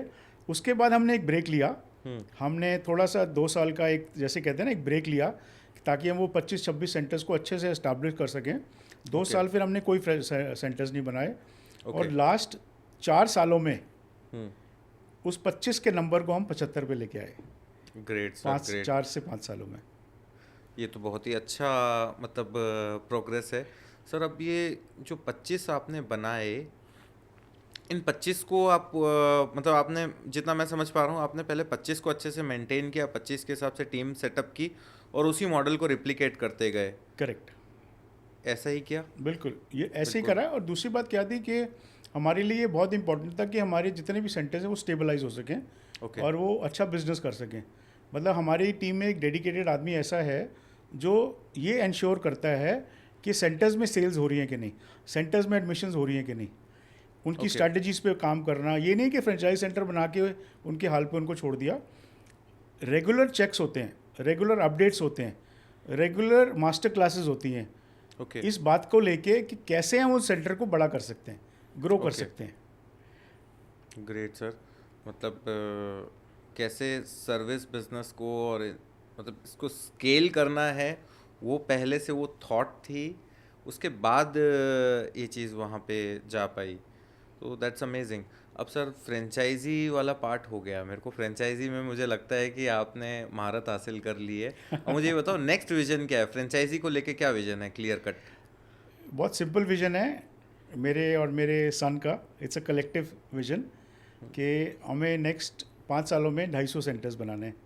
Okay, we have to reach to 250 centres in next 5 years. तो सर 250 सेंटर्स मतलब एक सिटी में मल्टीपल सेंटर्स भी होंगे? मल्टीपल सेंटर्स होते हैं। हमारा रेडियस पैरामीटर 6 किलोमीटर का होता है, 5 से 6 किलोमीटर का। ओके। और हमारे जो मॉडल है बिजनेस का, उसमें 5 से 6 किलोमीटर के बाद एक नया सेंटर बनाने में आपस में कोई कंपटीशन नहीं होता। तो मतलब वो ट्राइड एंड टेस्टेड एक मॉडल है। कभी लड़ाई नहीं हुई है 2 सेंटर में? ऐसा आज तक नहीं ऐसा हुई। कोई सिटी में है? अभी चल रहा है ऑलरेडी ये मॉडल रनिंग? हमारे बॉम्बे में 16 सेंटर्स हैं। 16 सेंटर्स हैं? मुंबई में, ओके। मुंबई में 16 सेंटर्स हैं हमारे। मुंबई, नवी मुंबई सब मिला के। तो वहाँ पे वो लड़ाई कभी कुछ भी नहीं होती? कभी नहीं। मैंने सर ये देखा है, मैं इसलिए पूछ रहा हूँ आपसे। कुछ डिज़ाइन इंस्टीट्यूट्स हैं जो आप समझो यहाँ पे एक है, 2 किलोमीटर बाद फिर एक है, फिर 2 किलोमीटर बाद फिर एक है, and that's the oldest brand of India. But the thing is कि ये है, मुझे और पता है आप उनमें किसकी बात कर रहे हैं। मैं नाम नहीं लूँगा, बट उनमें आपस में मैं देखता हूँ, क्योंकि सबकी इंक्वायरी हमारे पास आती है करेक्ट। कि हमें हेल्प चाहिए, हमें हेल्प चाहिए, तो वो आपस में ही जो उनका वो चलता रहता है। इसी वजह से मैं बताता हूँ आपको, क्योंकि मैं खुद फ्रेंचाइज चला चुका हूँ पंकज जी। तो मुझे फ्रेंचाइजीज़ के ना पेन पॉइंट्स पता थे। और मैं आपको एक अंदर सीक्रेट बताता हूँ कि जब मैंने अपना ब्रांड शुरू किया था तो मैंने भगवान जी से प्रॉमिस किया था कि जो जो प्रॉब्लम्स मुझे आई एज अ फ्रेंचाइजी, मैं अपने फ्रेंचाइजीज़ को नहीं आने दूंगा। ओके। तो मैंने हर वो कोशिश करी या अपने मॉडल को ऐसे डिज़ाइन किया कि टचवुड मुझे आज तक किसी फ्रेंचाइजी की दूसरे फ्रेंचाइजी से ना कभी लड़ाई हुई, ना कभी आर्ग्यूमेंट हुई, ना कभी मिसअंडरस्टैंडिंग हुई, क्योंकि हमने उसका भी एक सिस्टम क्रिएट किया हुआ है कि अगर एक बच्चा एक सेंटर से दूसरे सेंटर में जाना चाहता है तो रजिस्ट्रेशन फ़ी वो उसी सेंटर में पे करेगा जिसने उस पर पहले काम किया। ओके। तो ये मैंडेटरी है ताकि उस सेंटर को ये ना लगे कि मेहनत तो मैंने करी और बट पैसा किसी और को मिल गया। तो और उसके बाद जो सेंटर में उसने एडमिशन लिया है वहाँ से जब तक उसको एनओसी नहीं मिलेगी वो दूसरे सेंटर में एडमिशन नहीं ले सकता है। ओके। तो सिंपल सिस्टम अगर आप क्रिएट कर दो ना, क्योंकि जिस सेंटर से बच्चा जा रहा है, शुरू में मेरे को पूछा सेंटर ने कि सर ये आप कैसे अलाउ कर रहे हो, क्योंकि सेंटर से जो बच्चा जा रहा है हमारी तो पूरे साल की फ़ीस चली जाएगी। मैंने कहा अगर आप उस बच्चे को रोकोगे वो ना यहाँ आएगा ना वहाँ जाएगा, क्योंकि अगर किसी बच्चे ने अपना मन बना लिया ना पंकज जी तो फिर उसको जाना है तो वो जाएगा। नहीं कर सकते आप कोई उसको माइकल लाल नहीं रोक सकता। लेकिन अगर आप उसका साथ दे दोगे तो वो आपको भी पैसे देगा और दूसरे सेंटर को भी पैसे देगा। तो उसका सिस्टम ऐसा बना दिया हमने। तो सेंटर ने जब कहा कि सर बच्चा अगर चला जाएगा हमारा तो नुकसान हो जाएगा, बिल्कुल, मैंने उसको कहा अगर आज बच्चा जा रहा है ना तो कल को और आएगा भी किसी और सेंटर का। बिल्कुल। तो भगवान पे फेथ रखो और और अच्छी चलते नीयत जाओ। से उसको भेजो।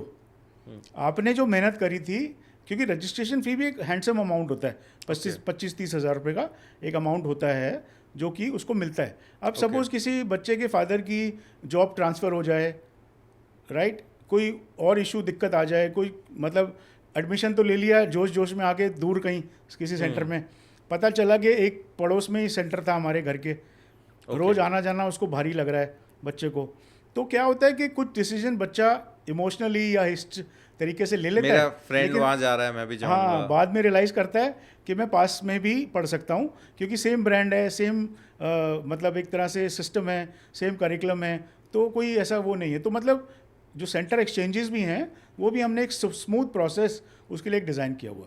ठीक है सर, अब एक वो क्वेश्चन रह गया था, फ्रेंचाइजी कॉस्ट कितनी है एक साल में? अगर कोई फ्रेंचाइजी लेता है तो कितना पैसा बनाता है? और मतलब एक थोड़ा सा रोड मैप आप मेरे को शॉर्ट में बताओ कि क्या रहता है। ज़रूर ज़रूर।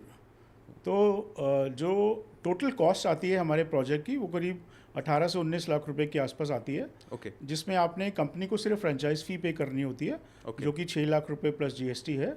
ओके उसके अलावा जितना भी पैसा है वो आपने कंपनी को नहीं पे करना होता, वो आपने खुद से ही वहाँ इन्वेस्ट करना इंफ्रास्ट्रक्चर होता में है, इन्वेस्ट करना होता है। इंफ्रास्ट्रक्चर में करना होता है, लेकिन पूरी गाइडलाइन कंपनी आपको देती है, okay right from starting from choosing the place, choosing the location, उसके बाद पूरा इंफ्रास्ट्रक्चर क्रिएट करना, कौन सा पेंट होगा, कौन सी फ्लोरिंग होगी, कौन सा शेड नंबर लगेगा, कौन Okay. सा मटेरियल लगेगा, कौन सा सिस्टम लगेगा कंप्यूटर का, कौन सी स्विंग मशीन लगेगी, कौन सी टेबल लगेगी, सब पूरा कुछ उसका डॉक्यूमेंटेड है। पूरा डॉक्यूमेंटेड है एक एक चीज़।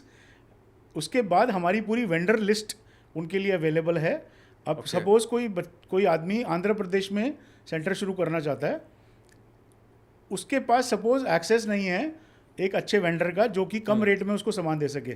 ओके जितने भी नए सेंटर्स बनते हैं उनके ऊपर पूरी एक वेंडर लिस्ट जाती है हमारी कि ये हमारे ऑन द पैनल हैं वेंडर्स, इनके रेट ये हैं, आप अपने शहर में रेट पता कर लीजिए, अगर आपको लगता है कि आपके शहर में इससे चीप मिलता है तो आप वहाँ से ले लीजिए, नहीं तो आप डायरेक्टली हमारे वेंडर से ले सकते हैं। तो आप समझ लो टोटल इन्वेस्टमेंट 18 से 19 लाख रुपए में आप एक INSD सेंटर शुरू कर सकते हैं, और पूरे साल में आप समझ लीजिए जितना भी एक्सपेंसेस लगता है पूरे साल का, उसका मिला के सबका 40 स्टूडेंट्स पे 40 से 45 स्टूडेंट्स पे आपका पूरा रिटर्न ऑन इन्वेस्टमेंट आ जाता है पहले साल के अंदर ही। सर, सारे मतलब क्या सेंटर्स पहले साल में 40-45 कर पाते हैं प्रैक्टिकली? 90% कर पाते हैं। हमारा ये जो ROI का है ना, जो रिटर्न है वो डॉक्यूमेंटेड है, ओके जो हमारे प्रपोजल में भी, कि ROI with in 12 to 15 months. Okay क्योंकि हमारे बिजनेस का जो सबसे ब्यूटीफुल पार्ट है ना पंकज जी, वो है इसका roll over business, okay assured roll over business. क्योंकि हमारे जितने भी कोर्सेज हैं वो सब लॉन्ग टर्म कोर्सेज हैं। तो फर्स्ट ईयर में लेट से अगर आपके पास 50 बच्चे आए या 60 बच्चे आए या 100 बच्चे आए, सेकेंड ईयर जब आपका शुरू होगा ओके तो एक सर्टन नंबर ऑफ बच्चे, 60% बच्चे लॉन्ग टर्म पिछले कोर्स में साल आते वाले हैं। भी होंगे। तो अगर 100 बच्चे आपके पास पहले साल में आए तो सेकेंड ईयर के शुरू में ऑलरेडी आपके पास 60 बच्चे हैं, जिससे आपको एक टर्नओवर मिलेगी 60 से 70 लाख रुपए की। वो अश्योर्ड बिजनेस है आपका। आपको ये नहीं कि हर साल 0 से शुरू करना है। सेकेंड ईयर आपका 60 से शुरू हो रहा है, और अगर आपकी ग्रोथ 0% है और 60 के ऊपर 100 ही दोबारा आते हैं जो पहले साल में आए थे, तो भी आप 160 पे पहुंच जाते हो सेकेंड ईयर में। ग्रेट सर, ये तो मतलब ये है कि Within- 15 मंथ्स में तो मतलब एक 100% ROI आपकी जितनी इन्वेस्टेड अमाउंट है इंक्लूडिंग ऑल योर एक्सपेंसेस, वो आपके घर वापस आ जाता है। मतलब आप जीरो कैपिटल पे हो, आपकी जो इन्वेस्टमेंट है वो आपके घर पे सेफली मिल चुकी है आपको। उसके बाद आप you are on zero capital, और उसके बाद जितना मर्जी स्केल अप करते जाओ। जैसे मैंने आपको बताया हमारे सेंटर्स 12-13 दूसरे साल में कितना पैसा बनाते हैं? दूसरे साल में देखिए क्या होता है कि बहुत सिंपल कैलकुलेशन है कि जो ग्रोथ है ना वो 40 से 45% की ग्रोथ बड़े आराम से मिल जाती है। तो मतलब पहले अगर 20 लाख रुपए वो पहले साल में निकाल रहे हैं तो दूसरे साल वो 35 लाख आराम से से 40 आराम लाख से रुपए आराम से घर ले जा सकते हैं। बहुत आराम से, बहुत आराम से। फिर तो सर बहुत अच्छा बिजनेस मॉडल है। तो मेरे हिसाब से पंकज जी क्या होता है ना कि ये जो आपने बोला वर्ड बिजनेस मॉडल अच्छा है, उसका अब नतीजा ये है कि जो सेंटर्स हमारे साथ आज से 5-5, 6-6 साल पहले शुरू हुए थे, जिन्होंने एक सेंटर शुरू किया था, कोई 4 सेंटर चला रहे हैं, कोई 5 सेंटर्स चला रहे हैं, वो धीरे धीरे सेंटर्स मल्टीप्लाई करते जाते हैं, ओके, क्योंकि यहाँ पर स्केल अप करने का भी बहुत अच्छा मौका मिलता है उनको, प्रोसेस है। क्योंकि मॉडल सेम है, कुछ नहीं करना है, एक जगह लेनी है 3000 स्क्वायर फीट की, एक 5-6 लोगों की टीम बनानी है, एक काउंसलर हायर करनी है और आपका नया सेंटर तैयार हो गया। सर ये मॉडल कौन लिखता है? आप ही लिखते हैं? और किस टाइम में लिखते हैं? इसका कोई ऐसा कोई आपने टाइम डिसाइड किया, सुबह 4 बजे उठ के लिखना है, या कैसे ये मॉडल इतना, मतलब इतना नीट क्लीन और इतना रिफाइंड मॉडल कैसे बना? ये पंकज जी एक्सपीरियंस से आया है। ओके। 25 साल उससे पहले जो एक्सपीरियंस लिया लाइफ का, हाँ। मल्टीपल बिजनेसेस करे, ये समझ में आ गया कि जब तक आप किसी के फ़ायदे की बात नहीं करोगे, खाली बात करना नहीं, उसको एक्चुअली में फ़ायदा नहीं ला दोगे, के देना, हाँ, तब तक आप कितनी भी जोर लगा लो, नहीं कर आप पाओगे। सक्सेसफुल नहीं हो सकते। बहुत सिंपल असूल है बिजनेस का कि अगर आप सामने वाले को कुछ दोगे तो वो आपको देगा। तो ही वो आपको कुछ देगा। हमारे फादर साहब ने एक बात सिखाई थी कि कोई आपको अगर 1 रुपया दे तो उसको 10 रुपये की 10 वैल्यू रुपए देना, की वैल्यू दो। तब तो आप हिंदुस्तान में कामयाब, हिंदुस्तान क्या कहीं पर भी कामयाब हो पाओगे। और अगर आप उसको 10 रुपये की वैल्यू नहीं दे पा रहे तो आपको बिजनेस नहीं करना नहीं चाहिए। करना चाहिए। तो अपने आप से हर बिजनेसमैन को ये सवाल पूछना चाहिए, क्या मैं 1 रुपये लेके 10 रुपये की वैल्यू दे पा रहा हूँ या नहीं दे पा रहा। अगर वो नहीं दे पा रहा तो फिर वो तो प्लीज़ काम रीथिंक, सक्सेसफुल नहीं है। प्लीज़ रीथिंक, हम्म। री evaluate and start afresh. Great sir. Sir मुझे तो अब ये लग रहा है कि आपके साथ काफ़ी सारी चीज़ें मैं सीख रहा हूँ, सेल्स पे और फ्रेंचाइजी पे काफ़ी सीखी। और अब मैं ना अभी मैं मतलब एवरी ईयर मेरी कंपनी में भी ये चीज़ देखता हूँ, जैसे सीज़न क्लोज होता है तो मैं सारे क्लाइंट से मीटिंग करता हूँ और ये देखता हूँ कि आपने कितने कितने स्टूडेंट एडमिशन किए या ओवरऑल आपको क्या वैल्यू मिली। तो यही चीज़ मैं देखता हूँ। जैसे फर्स्ट ईयर हमने कंपनी स्टार्ट की तो अराउंड 50% लोग जो हैं वो सेटिस्फाइड थे, बाकी 50% का वो सेटिस्फैक्शन रेशियो नहीं था। तो मैंने एवरी ईयर ये देखा कि मेरे को कैसे 2 चीज़ों पे काम करना है। एक तो उनका वैल्यू जो है ओवरऑल, जो मेरे क्लाइंट सेटिस्फैक्शन रेशियो उसको इम्प्रूव करना है, और रिटेंशन रेशियो, तो रिटेंशन रेशियो डायरेक्टली उससे रिलेटेड है। 50 से 60 पे पहुँचे, 60 से 70 पे पहुँचे, और आज मैं कह सकता हूँ कि हम 75-80% को टच कर रहे हैं, कि हमारे जितने भी क्लाइंट्स हैं वहाँ पे वो 75-80% टच कर रहे हैं। और 20% वाला जो गैप है वो अभी भी मैं देखता हूँ कि कैसे उसको इम्प्रूव करें, और कैसे कई बार ऐसा होता है क्लाइंट भी इंगेजमेंट नहीं देते हैं Correct. उतनी जितनी हम उनको सजेस्ट कर रहे हैं, जितनी बोल रहे हैं। लेकिन हाँ, उसके लिए भी हमें कुछ ऐसे वो कहते हैं ना मेथड्स निकालने पड़ेंगे, जैसे आजकल ऐप्स निकाल दी गेमिफिकेशन वाले कि क्लाइंट इंगेज हों। तो मुझे लगता है कि उस पर भी मुझे काम करना चाहिए। That's a great point sir. नहीं, बिल्कुल करना चाहिए। और दूसरी बात देखो पंकज जी, क्या होता है कि एक और सेइंग है कि भाई आप अपने लिए तो एम्बिशियस हो सकते हो, बट बिल्कुल। सामने वाले के लिए कैसे होगे। यस। जब तक सामने वाला वो सब नहीं करेगा जो रिक्वायर्ड है करने का, तो वो रिजल्ट नहीं आएगा। तो सर आपके साथ भी ऐसा होता होगा, काफ़ी फ्रेंचाइजी बहुत ओनर्स बार, नहीं करते, बहुत फिर बार ऐसा कैसे होता करते है, हो? और उनको काफ़ी पुश करना पड़ता है, उनको काफ़ी समझाना पड़ता है। कई लोग एक बार में समझ जाते हैं, कई लोग 10 बार में भी नहीं समझते। तो फिर उनको ये कहना पड़ता है कि देखो, एक स्टेज तक तो हम आपके साथ चल सकते हैं या आपको सपोर्ट दे सकते हैं, बट अगर आप कहते हैं ना, अगर आप सोते रहोगे, जागोगे ही नहीं और काम करोगे ही नहीं, तो फिर आप कब तक, मतलब आप किसी के कब पीछे तक पीछे क्या भाग करोगे? सकते हो। हाँ। तो सेल्फ मोटिवेशन थोड़ी सी इम्पोर्टेंट है हर फील्ड में। और सक्सेस को पाने के लिए मुझे लगता है ये बहुत इम्पोर्टेंट है कि आप, अगर सामने वाला थोड़ा एफर्ट डाल रहा है तो थोड़ा एफर्ट आप भी डालिए, तो कोई मतलब ही नहीं है कि आपको रिजल्ट ना मिले। Great sir. अब सर बिजनेस की मुझे लग रहा है ये पूरा हमारा डिस्कशन तो फ्रेंचाइजी और स्टूडेंट्स पे करना था। फ्रेंचाइजी वाला हो गया सर, काफ़ी कुछ अपन ने डिस्कशन किया। अब सर स्टूडेंट्स पे आते हैं। स्टूडेंट्स को लेके क्या सोच रहे थे, क्योंकि ये फ्रेंचाइजी तो तब है जब स्टूडेंट्स हैं। करेक्ट। मेन मेन बात ये है कि स्टूडेंट्स, तो स्टूडेंट्स को कैसे वैल्यू देते हैं आपकी, स्टूडेंट्स को लेके क्या थॉट प्रोसेस रहता है? देखिए पंकज जी, जो आप समझ लीजिए कि जो हमारा कोर ऑफ द बिजनेस है ना, वो ये है कि हर बच्चा जो INSD में एडमिशन लेता है वो हमारा खुद का बच्चा है। मतलब जैसे मेरे लिए मेरे बेटी है और बेटा है, मेरे लिए हर वो बच्चा है जो INSD में एडमिशन लेता है। हर बच्चा जब 12th पास करता है तो मन में एक सपना लेता है कि मुझे ये बनना है ज़िंदगी में। हमारी कोशिश ये रहती है कि हम उस सपने को उसके साथ मिल के पूरा कर सकें। ओके।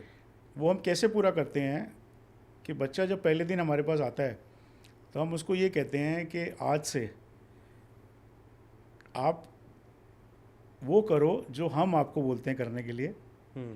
जितना भी नॉलेज या जितनी भी ज्ञान आपके पास है उसको थोड़े समय के लिए एक बैग में बंद करके साइड में रख दो, क्योंकि हमारे पास एक सिस्टम है काम करने का, एक तरीका है उनको टीचिंग का, एक सिस्टम है उनको पढ़ाने का, ओके।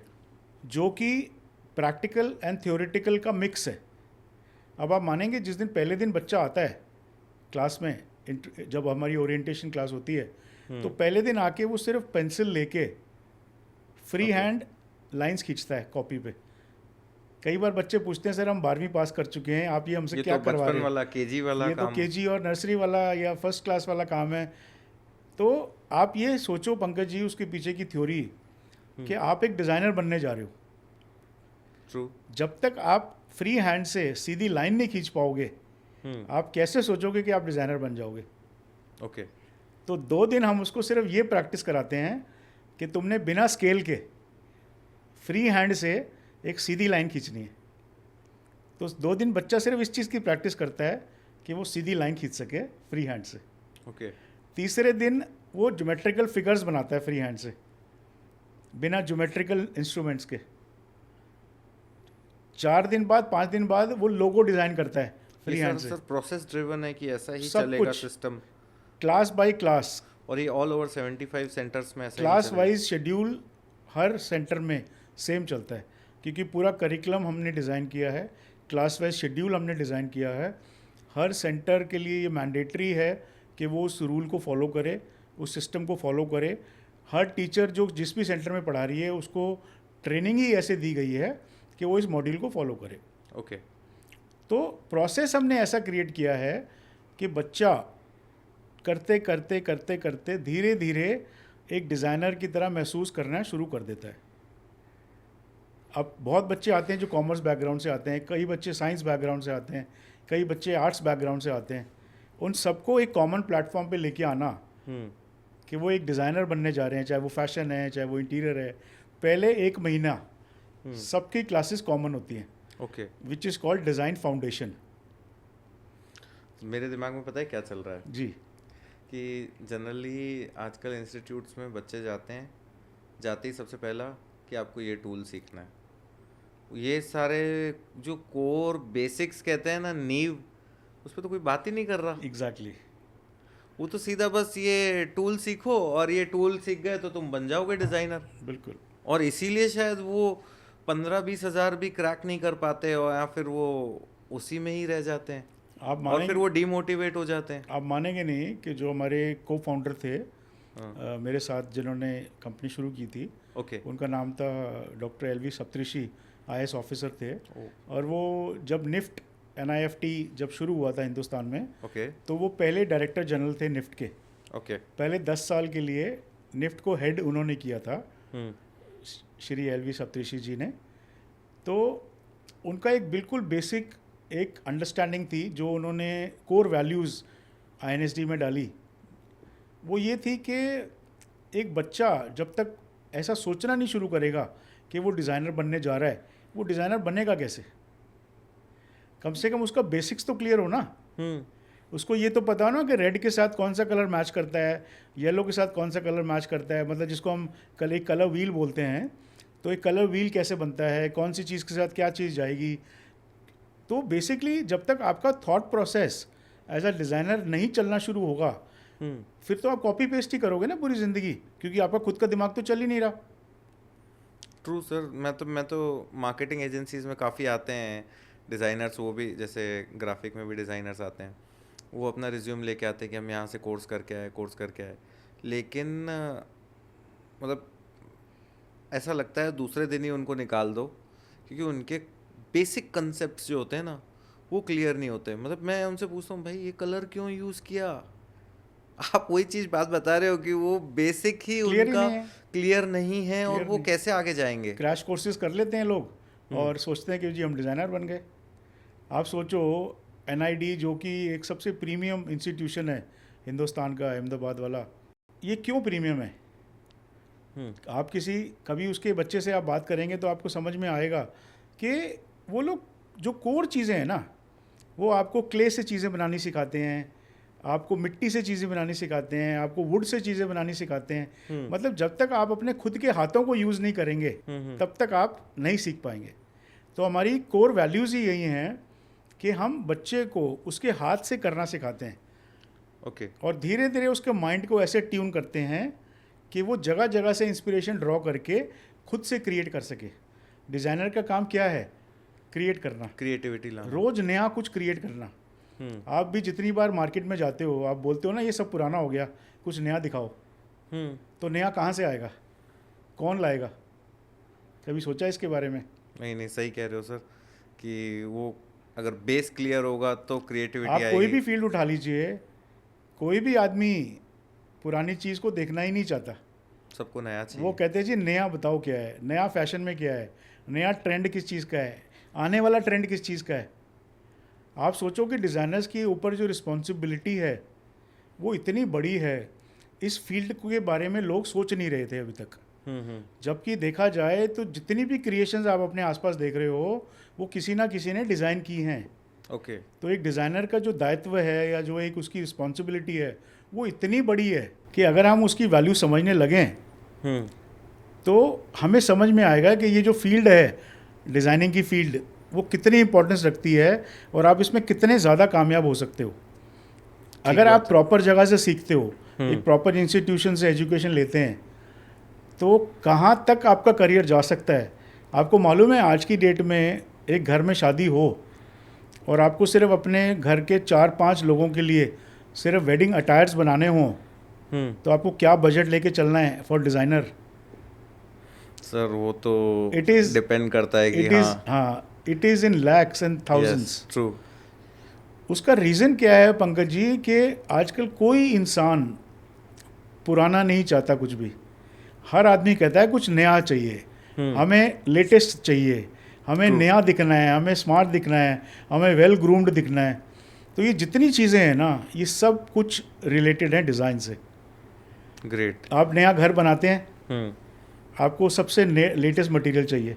चाहे वो पेंट है, चाहे वो फ्लोरिंग है, चाहे वो लकड़ी है, चाहे वो उसके ऊपर लैमिनेट्स हैं। आप वेबसाइट बनाते हैं, आपको सब कुछ लेटेस्ट चाहिए, जो लेटेस्ट टेक्नोलॉजी यूज़ हो रही है। आप एक फेसबुक पे पोस्ट बनाते हैं, आपकी पोस्ट सबसे सुंदर दिखनी चाहिए, उसके अंदर जो एनिमेशन आप बनाते हो वो सबसे बेस्ट होनी चाहिए। तो आप सोचो कि आपकी पूरी ज़िंदगी इस समय आसपास घिरी हुई है things which have been designed in the right way. और डिज़ाइनर्स की इतनी ज़्यादा डिमांड है आज की डेट में कि जो बच्चा अच्छी जगह से पढ़ाई करके एक अच्छा करियर बनाना चाहता है उसके लिए एक डिज़ाइन फील्ड का चुनना एक अच्छा डिसीजन हो सकता है। उसका रीज़न क्या है कि बहुत अपॉर्चुनिटीज़ अवेलेबल हैं आज की डेट में। आप मान के चलो हमारे स्टूडेंट्स सेकेंड ईयर में आते आते, मतलब अगर कोई 4 साल का कोर्स कर रहा है तो सेकेंड ईयर में आते आते हमने एक सिस्टम बनाया हुआ है कि उसकी इंटर्नशिप शुरू करवा देते हैं हम। ओके। मतलब student starts earning while they are learning. Great sir. पढ़ाई करते करते वो कमाई करनी शुरू कर देता है, क्योंकि उसके पीछे हमारा रीज़न ये नहीं है कि हमें उसको कमाई की तरफ डालना है। हमारा रीज़न ये है कि हम उसको इंडस्ट्री से जोड़ देते हैं। मतलब ये है कि जब वो पास करे ना तब वो टूटे नहीं, तब वो हताश नहीं हो। हाँ, नहीं तो वो उस टाइम वो टूटने लगेगा कि मेरी कहीं जॉब नहीं लग रही, मैं जगह जगह जा रहा हूँ और मेरे को कोई मतलब वो वैल्यू ही नहीं दे रहा, मैंने इतने लाखों खर्च कर लिए। यस। तब वो कोई वैल्यू ही नहीं दे रहा। INSD के touchwood by God's grace, INSD के 90% बच्चे 9 to 5 जॉब्स नहीं करते। ओके। उनके दिमाग में पास होने से पहले एक प्लान बन जाता है, क्योंकि उन्होंने पहले ही वो 2 साल वो सारी ट्रेनिंग लर्निंग ले ली है जी कि इसमें स्कोप क्या है, क्या कर सकते हैं, और इंडस्ट्री से जुड़ चुके हैं। अब हमारा एक बहुत फेमस प्रोजेक्ट है जिसको हम पेरिस प्रोजेक्ट बोलते हैं। ओके। जो पेरिस है वो design capital of the world है। यस। तो जैसे INSD में हमारी फिलॉसफी रही है कि हम सिर्फ जो बेस्ट है वही पकड़ते हैं और वही हम अपने बच्चों को देना चाहते हैं, the best of the best. Okay. तो हमने 2019 में एक नया प्रोजेक्ट लॉन्च किया जिसका नाम रखा द पेरिस प्रोजेक्ट। ओके। जितने बच्चे INSD में पढ़ते हैं जिस भी सेंटर में, उनके पास एक ये लिबर्टी है कि वो पेरिस प्रोजेक्ट का हिस्सा बन सकते हैं। तो मतलब आप समझ लो ये करिकुलम का एक पार्ट है। मतलब इंडिया में रह के आपने एक इंस्टीट्यूशन ज्वाइन किया and after that you are a part of Paris. Yes, you are a part of Paris, नहीं, you are a part of Paris हाँ, प्रोजेक्ट। मतलब पेरिस प्रोजेक्ट जहाँ पे मतलब आपको direct from the design capital वो ज्ञान वो नॉलेज मिल रही है। हाँ, जो साथ में खाली यहाँ बैठे बैठे नहीं, हम एक्चुअली फिजिकली बच्चे को पेरिस लेके जाते हैं पंकज जी। ओके। जी, एक हमारा 2 हफ्ते का पेरिस प्रोजेक्ट का प्रोग्राम होता है हर साल अक्टूबर में। अभी हम जा रहे हैं 12 अक्टूबर को ओके। इस साल का पेरिस प्रोजेक्ट के लिए। तो हमारा हर साल वो प्रोजेक्ट होता है जिसमें बच्चा जाके, हमारे पार्टनर कॉलेज हैं, बहुत प्रेस्टिजियस कॉलेज है लाओपेरा जो बिल्कुल सेंट्रल पेरिस है। Okay. उसमें हमारा पार्टनर कॉलेज सिचुएटेड है, one of the very prestigious colleges. और वहाँ पर बच्चे जाके एक्चुअली में यूरोपियन बच्चों के साथ, फ्रेंच कल्चर के साथ और फ्रेंच एनवायरनमेंट में एक्चुअली में पढ़ाई करते हैं। ओके। उस कॉलेज में बैठ के पढ़ाई करते हैं जहाँ पर फ्रेंच डिज़ाइनर्स बैठ के पढ़ते थे या उन्होंने पढ़ाई की है वहाँ पर, वाओ, कल्चर के बारे में, डिज़ाइन के बारे में। तो हम उनको वो लाइव एक्सपीरियंस देते हैं जो बहुत कम बच्चे सोच सकते हैं हिंदुस्तान में बैठे बैठे अचीव करने का। मैं तो सर यहीं से इमेजिन कर पा रहा हूँ कि कैसे वहाँ वो पेरिस जाके वहाँ पे जो बड़े बड़े वर्ल्ड के बेस्ट डिज़ाइनर्स वहाँ सीट पे बैठे होंगे, वहीं पे वो बैठ के वो लर्निंग्स लेते हैं। मतलब उसके बाद तो मतलब करियर फिर तो क्या बनता होगा, फिर तो नेक्स्ट लेवल ही बनता होगा। तो पंकज जी वही बात है ना कि देखो, जब तक आप किसी को बताओगे नहीं कि दुनिया में चल क्या रहा है, उसको कैसे मालूम चलेगा। आज के समय में एक्सपोजर ही सब कुछ है। ट्रू। और जब तक बच्चे को प्रैक्टिकल एक्सपोजर नहीं मिलता, बच्चा कहते हैं ना, you don't know what you don't know. True. आपको पता ही नहीं है कि आपको क्या क्या नहीं पता। तो जब तक आप उसको दिखाओगे नहीं, उसको कैसे मालूम चलेगा। हमारे साथ ऐसे बच्चे पेरिस गए हैं जो दिल्ली से, मतलब आप समझ लो सिंगापुर तक नहीं गए थे, ओके। कभी हिंदुस्तान से बाहर ही नहीं गए थे, और वो सीधा पेरिस पहुंचे। मैं आपके साथ कुछ वीडियो शेयर करूंगा। बच्चे जब लास्ट डे पे वहाँ अपना इंटरव्यू देते हैं, अपने रिव्यूज़ देते हैं, हर बच्चा रो रहा होता है ओके कि सर हमें वापस नहीं जाना, हमें यहीं रहना है, हमें ये लाइफ आपने दिखाई, हमने ये एक्सपीरियंस किया, हमें बिलीव नहीं हो रहा कि हमने डिज्नीलैंड हम गए, हमने आईफेल टावर के आगे खड़े होके अपनी पिक्चर खींची। तो ये सब बच्चों का एक ड्रीम होता है कि वो बाहर जाए, वो पढ़ाई करे, लेकिन अफोर्ड नहीं कर सकते। हम INSD में उन बच्चों को वो मौका देते हैं कि आप INSD का हिस्सा बनो और आप उस लाइफ को एक्सपीरियंस करो जो आपने हमेशा ड्रीम किए। ओके। तो उससे क्या होता है कि उनको ये एटलीस्ट किसी ने अपॉर्चुनिटी तो दी ना। अदरवाइज आज की डेट में अगर आपको पेरिस में जाके पढ़ाई करनी है, आपको लाखों करोड़ रुपया खर्च करना पड़ेगा। 2 साल 3 साल आ जाएगा सर, अगर किसी को जाना हो 2-3 साल। यस, लेकिन हम उसको एक अपॉर्चुनिटी देते हैं कि एक छोटा सा अमाउंट इन्वेस्ट करके आपको वो एक्सपोजर मिल रहा है, आप INSD का हिस्सा हो, इसी वजह से आपको वो एक्सपोजर मिल रहा है और आपको वो चांस मिल रहा है कि आप वो लाइफ को एक्सपीरियंस कर सको, वो एजुकेशन ले सको। मतलब उस ट्रिप में बच्चे को बड़े बड़े जो ब्रांड्स हैं जैसे बर्बरी है, गुची है, ईसा लॉरा है, मतलब जो आप समझ लो टॉप के जो लग्जरी ब्रांड्स हैं, उनके ऊपर प्रोजेक्ट्स दिए जाते हैं बच्चों को। उन प्रोजेक्ट्स को वो बच्चा करता है, उसके बारे में स्टडी करता है, उसके बाद में उसको पूरा असाइनमेंट सबमिट करना होता है। जो फ्रेंच हमारे टीचर्स हैं उन असाइनमेंट को चेक करते हैं, उसके बाद उनको सर्टिफिकेट्स देते हैं बच्चों को। सोचो आप, मतलब उस कॉलेज से भी उनको सर्टिफिकेट मिलता है जहाँ वो जाके पढ़ाई कर रहे हैं। तो वो सर्टिफिकेट उनके लिए एक लाइफ लॉन्ग एक एसेट बन जाता है कि हमने अपनी पढ़ाई जो करी है इंटरनेशनल स्कूल ऑफ डिज़ाइन से, उसके साथ हमने ये पेरिस प्रोजेक्ट भी सक्सेसफुली कंप्लीट किया। Great sir. मुझे तो मतलब मैं तो ऐसा लग रहा है मैं पेरिस पहुंच चुका हूँ और पेरिस इमेजिन कर रहा हूँ। अब सर एक बात आपने जो बताई, लग्जरी ब्रांड्स, ये जो बड़े बड़े आपने नाम लिए, तो सर फिर तो आप भी लग्जरी के काफ़ी मतलब शौकीन या कह सकते हैं इंटरेस्ट रहता होगा। तो ये लग्जरी में आदमी पहले आता है, जैसे आपके स्टार्टिंग डेज से आप लग्जरी में इन्वॉल्व थे या जैसे जैसे बिजनेस बनाते गए वैसे इन्वॉल्व हुए? पंकज जी, मैं पर्सनली तो ठीक है, जो मतलब जैसे मुझे घड़ियों का बहुत शौक है, गाड़ियों का बहुत हाँ, शौक आपको है। किस किस चीज़ों का शौक है सर, पहले तो ये बता दो। मुझे वॉचेस का बहुत शौक है, और ओके। मुझे कार्स का बहुत शौक है, ओके। और अच्छे घर में रहने का बहुत शौक है। ओके। तो सबसे पहली कार कौन सी थी सर? सबसे पहली कार तो मारुति 1000। मारुति, ओके। और that was way back, that is way आज बैक। कौन सी है सर? आज कई सारी ओके। हैं। तो सबसे उसमें वो आपके कलेक्शन में सबसे फेवरेट कौन सी है? मैं पर्सनली मर्सिडीज ई क्लास चलाता हूँ, ओके। और डिफेंडर चलाता हूँ। ओके। तो ये मेरी दो फेवरेट पर्सनल कार्स हैं। ओके। बट वी हैव 2-3 और गाड़ियाँ हैं फ्लीट में हमारे। तो कहने का ये मतलब है कि लग्जरी से लगाव बहुत है, बट मुझे ऐसा लगता है कि जो इंडियन चीज़ें हैं, या जो इंडियन कंपनीज़ हैं, ओके। वो जो प्रोडक्ट्स बना रहे हैं, वो पूरी दुनिया में किसी से कम नहीं है। और मुझे ऐसा लगता है कि एज एन इंडियन हमारी ये रिस्पॉन्सिबिलिटी भी बनती है कि हम उन कपड़ों को या उन चीज़ों को एंडोर्स करें जो हमारे खुद के देश में बनी हुई हैं, और हम उस चीज़ को अप्रिशिएट करें, और आने वाली जो नई कंपनीज़ हैं या जो ऑलरेडी एस्टैब्लिश कंपनीज़ हैं इंडिया की, उनको एंडोर्स करें और उनको और बढ़ावा दें। बिल्कुल ठीक बात है सर। इंडिया से काफ़ी सारी कंपनीज हैं और जिनके नाम भी ऐसे लगते हैं बाहर के हैं, पर कई बार वो आते हैं ना पोस्ट इंस्टाग्राम पे कि ये कंपनी इंडिया की है, ये जी। कंपनी इंडिया की है। जी जी। तो डेफिनेटली। और सर वॉचेस में आप बता रहे थे, वॉचेस में कौन कौन सी वॉचेस हैं सर? उस वॉचेस में मुझे रोलेक्स पसंद है। ओके। तो रोलेक्स की काफ़ी बड़ी कलेक्शन है मेरे पास, और विशरॉन। सर ये पैशन पहले से था जब रोलेक्स नहीं थी, या ये बाद में बनता है? अच्छी चीज़ों का शौक़ मुझे शुरू से ही था, ओके। लेकिन तब पैसे नहीं होते थे।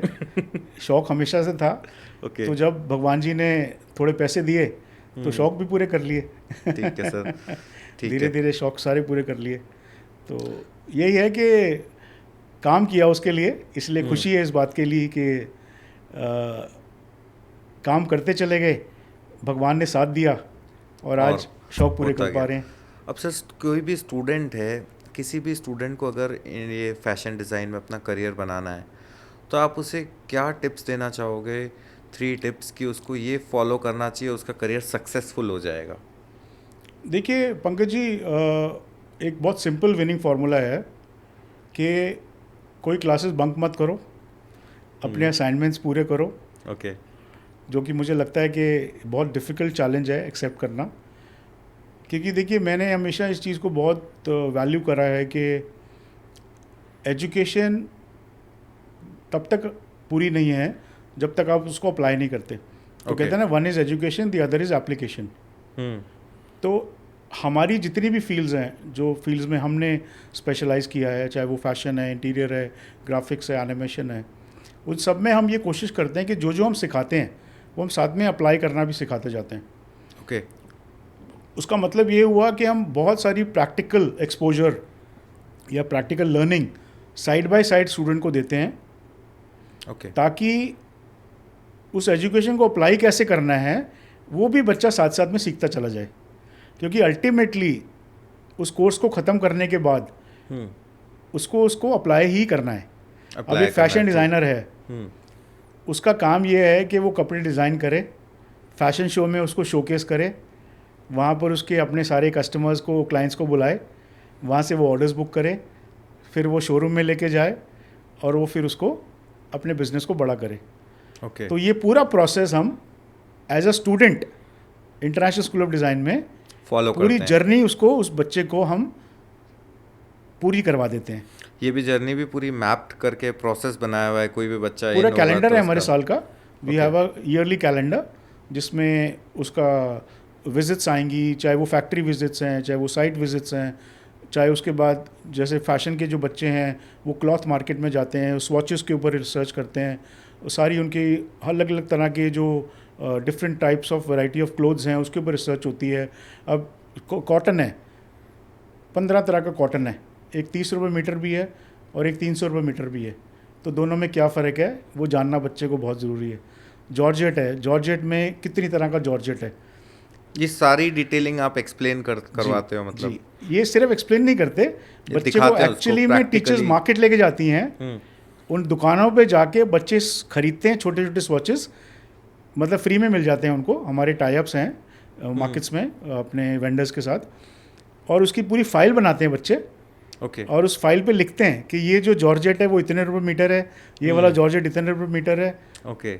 ये कॉटन वो इतने रुपए मीटर है, ताकि कल को जो वो अपना यूनिट शुरू करेंगे या अपना बिजनेस शुरू करेंगे, अब सपोज़ उनको एक सूट क्रिएट करना है, लेडी सूट, जिसकी टोटल वैल्यू उनको 1000 रुपये में, क्लाइंट ने बोला जी मुझे मेरा बजट 1000 रुपये है, मुझे आप 1000 रुपये में लेडी सूट बना के दो।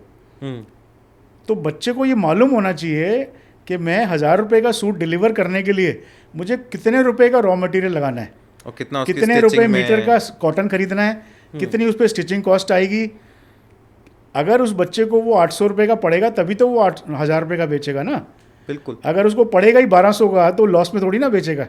बिल्कुल। तो ये पूरा प्रोसेस उस बच्चे को समझाया जाता है कि क्या क्या चीज़ आपने कैसे प्रोड्यूस करनी है और कितने मार्जिन पे उसको आगे बेचनी है। और साथ में ये हो गया एक मतलब जिसको कहते हैं मास प्रोडक्शन वाली चीज़। साथ में उसको ये सिखाया जाता है कि कैसे वो 1000 रुपये का सूट 10,000 का बिकता है, जैसे आप उसको थोड़ा सा मेक ओवर कर देते पॉलिशिंग कर देते हैं, आपका स्टोर थोड़ा क्लासी बन जाता है, आपका हैंगर थोड़ा बढ़िया वाला लग जाता है, आपकी फ्लोरिंग बढ़िया इटालियन मार्बल की लग जाती है, 2 एसी लगे होते हैं, जो सेल्समैन है उसने बढ़िया ड्रेस पहनी होती है, थोड़ा अच्छे से कम्युनिकेट कर रहा होता है, तो फिर उसका मार्जिन 5 गुना 6 गुना 7 गुना हो जाता है उस बच्चे का। तो वो पूरी जर्नी बच्चे को हमारे जितने भी डिग्री कोर्सेज हैं 3 साल के 4 साल के, उन सब में ट्रेनिंग ही ऐसे दी जाती है उनको। ओके जी ग्रेट। तो अब सर जैसे ये तो हो गया सक्सेसफुल, बच्चे इंस्टीट्यूट जब वो डिसाइड करते हैं ना बहुत कंफ्यूज रहते हैं, तो उनको अगर इंस्टीट्यूट ज्वाइन करते टाइम क्या चीज़ें देखनी चाहिए क्विक पॉइंट्स में कि भाई ये अगर है तो मुझे वो इंस्टीट्यूट ज्वाइन, चाहे कोई भी हो, मैं एनएसडी की बात नहीं कर रहे, बिल्कुल। बट फिर भी अगर मान लो किसी भी अगर उसको फैशन डिज़ाइन इंस्टीट्यूट ज्वाइन करना है तो क्या चीज़ें देखनी चाहिए? देखिए पंकज जी, मेरी तो यही सलाह है कि बच्चे को सबसे पहले ये देखना चाहिए कि वहाँ से जो बच्चे पढ़ के निकले हैं, ठीक है, उनकी क्या स्टोरी है, पहली बात। दूसरी बात ये है कि वहाँ इंस्टीट्यूट का करिकुलम क्या है। सबसे इम्पॉर्टेंट बात कि टीचर्स कितने सपोर्टिव हैं। Okay. क्योंकि क्या होता है कि जब भी हम किसी कॉलेज की बात करते हैं, हम हमेशा बच्चे को ये सलाह देते हैं, या हमारा एक पॉलिसी है कि हम उनको फैकल्टी मेंबर से भी मिलवाते हैं। ओके। एक होता है कि सिर्फ काउंसलर से मिले और अपने एडमिशन फॉर्म भरा या तो ले लिया या नहीं लिया। हम हमेशा इंसिस्ट करते हैं अपनी सब इंक्वायरीज़ को या अपने जितने भी बच्चे एडमिशन लेते हैं कि आप एक बार फैकल्टी मेंबर से मिलिए, जो बच्चे वहाँ पढ़ रहे हैं उनसे बात कीजिए, क्योंकि हमें किसी बात का डर नहीं है। हम ये कहते हैं कि हम we are a transparent book, मतलब ओपन बुक हैं। आप आइए, एक्सपीरियंस करिए, 1 घंटा 2 घंटा 4 घंटा बैठिए, महसूस करिए उस चीज़ को, और उसके बाद अपना डिसीजन लीजिए। ओके। तो बच्चों के लिए ये एक बहुत इंपॉर्टेंट डिसीजन होता है लाइफ का, क्योंकि 12th के बाद वो हायर एजुकेशन में जा रहे हैं। कॉलेज की डिग्री उतनी मैटर नहीं करती जितना आप क्या सीखते हो उस 4 साल में, वो मैटर करता है। कहते हैं degree is only a piece of paper, what you learn always stays with you. आपकी पूरी ज़िंदगी के लिए आपके साथ चलता है वो। तो इसीलिए वो डिसीजन बहुत इन्फॉर्म्ड डिसीजन होना चाहिए, बहुत सोच समझ के लिया हुआ डिसीजन होना चाहिए। आज जो 25,000 बच्चे हिंदुस्तान में इंटरनेशनल स्कूल ऑफ डिज़ाइन के ऊपर ट्रस्ट कर रहे हैं, वो शायद इसीलिए कर रहे हैं कि हमने एक खुला एनवायरनमेंट उनको दिया, एक ओपन एनवायरनमेंट दिया, कभी कुछ हाइड करने की कोशिश नहीं की। सब कुछ हमारा एक ओपन बुक है। हम बच्चे को बोलते हैं आप आओ, आप बात करो, बच्चों से बात करो, जो पढ़ रहे हैं टीचर से बात करो, एक्सपीरियंस करो, उसके बाद जैसे अच्छा लगे वैसे करो। तो इसीलिए पूरा इंस्टीट्यूट को अंदर बाहर से समझना और फिर डिसीजन लेना वो बहुत इम्पोर्टेंट है। अब सर लास्ट क्वेश्चन, जिसने अपना मान लो 2 साल 3 साल स्टूडेंट ने ख़राब कर दिया, उसके लिए चीज़ें क्लियर नहीं हैं, पर अब 3 साल ख़राब हो चुके हैं, वो हताश हो चुका है, उसको क्या करना चाहिए जिससे वो वापस रीस्टार्ट कर सके और उसको वापस कोर्स नहीं करना पड़े? उसको क्या करना चाहिए? पंकज जी देखिए, टचवुड हम एक ऐसी एज में हैं आज की डेट में जब जहाँ ऑनलाइन बहुत हेल्प अवेलेबल है, बट जितना वो आसान दिखता है उतना आसान हुआ है नहीं, क्योंकि आप कंप्यूटर के सामने बैठ के सवाल नहीं पूछ सकते, आप सिर्फ सुन सकते हो कि वो क्या बोल रहा है या क्या लेक्चर वो डिलीवर कर रहा है।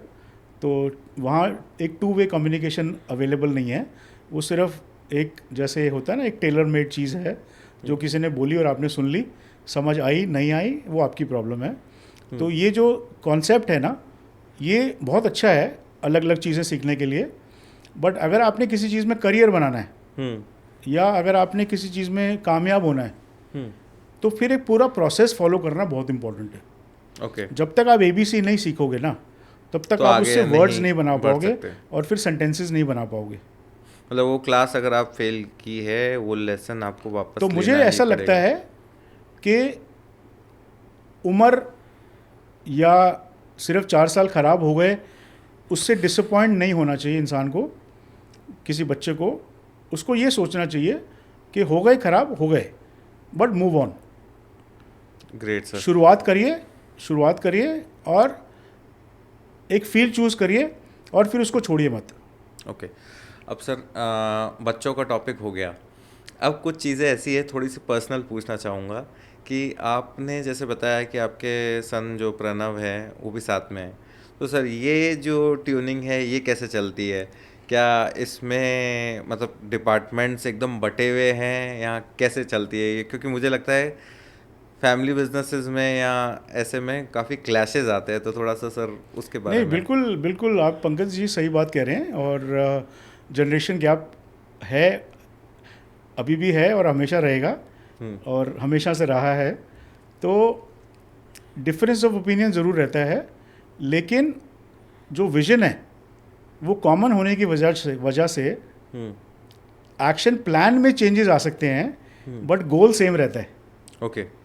अगर गोल ये है कि अपने को 250 सेंटर पे पहुंचना है और 2 लाख बच्चों को पढ़ाना है, ओके। तो गोल दोनों का कॉमन रहता है, लेकिन एक्शन प्लान मेरे अलग होते हैं और उनके अलग होते हैं बेटे के, लेकिन गोल सेम रहता है। मतलब लड़ाई भी होती है तो लड़ाई is for good, constructive it's a constructive and कहते हैं ना, it's a very constructive argument. कोई सर ऐसा एग्जांपल जैसे किसी चीज पे चल रहा हो पहले? एग्जाम्पल के तौर पे मैं बता सकता हूँ आपको कि जब हमने रीब्रांडिंग करनी थी आज से 5 साल पहले, 5-6 साल पहले, हाँ 5-6 साल पहले, मार्केटिंग और ब्रांडिंग टॉपिक रह गया, उस पर भी अभी आएंगे सर। तो 5-6 साल पहले जब हमने रीब्रांडिंग करनी थी तो मेरी जो अप्रोच थी थोड़ी कंजर्वेटिव थी। ओके। और मेरे सन ने तब बिजनेस ज्वाइन किया था, वो पेरिस से पढ़ के आए हैं और वो मतलब पूरा एक प्रोफेशनल हैं इस फील्ड के। तो जब उन्होंने बिजनेस ज्वाइन किया तो उनको नीड लगी कि हमें पूरी रीब्रांडिंग करनी है। तो उन्होंने एक 25 या 30 लाख का एक बजट बनाया रीब्रांडिंग का, कि हम इसका रीब्रांडिंग करेंगे, और टाइम स्पैन था 3 से 4 महीने का। ओके। तो मेरी अप्रोच थोड़ी कंजर्वेटिव थी, तो ये मैंने तो 2 साल में खर्च करने चाहिए। तो मैंने कहा कि अगर आप बिल्कुल श्योर हो इसके लिए कि भी आपको लगता है कि रिज़ल्ट आ जाएगा तो ठीक है कर लेते हैं, और अगर आप श्योर नहीं हो तो फिर थोड़ा सा रीवर्क कर लेते हैं बजट के ऊपर। क्योंकि होता है ना कि जो ट्रेडिशनल मेथड से चलते हैं लोग, उनकी अप्रोच थोड़ी ये होती है कि कम पैसे में बेटर काम हो जाए, थोड़ा सा बचा के। लेकिन जो नई जनरेशन उनको लगता है कि अगर अच्छा काम चाहिए तो you have to spend that kind of money. ये clash Right? All over India है सर, मतलब आप तो लेकिन मैं बहुत इस बात के लिए खुश हूँ कि मैंने उनकी बात सुनी ओके। और हम उस पर आगे चले और हमने स्ट्रक्चर किया कंपनी को वापस। मैं पंकज जी आपको बताता हूँ कि जिस दिन पहली प्रेजेंटेशन हुई, वो एक कोलकाता की कंपनी थी।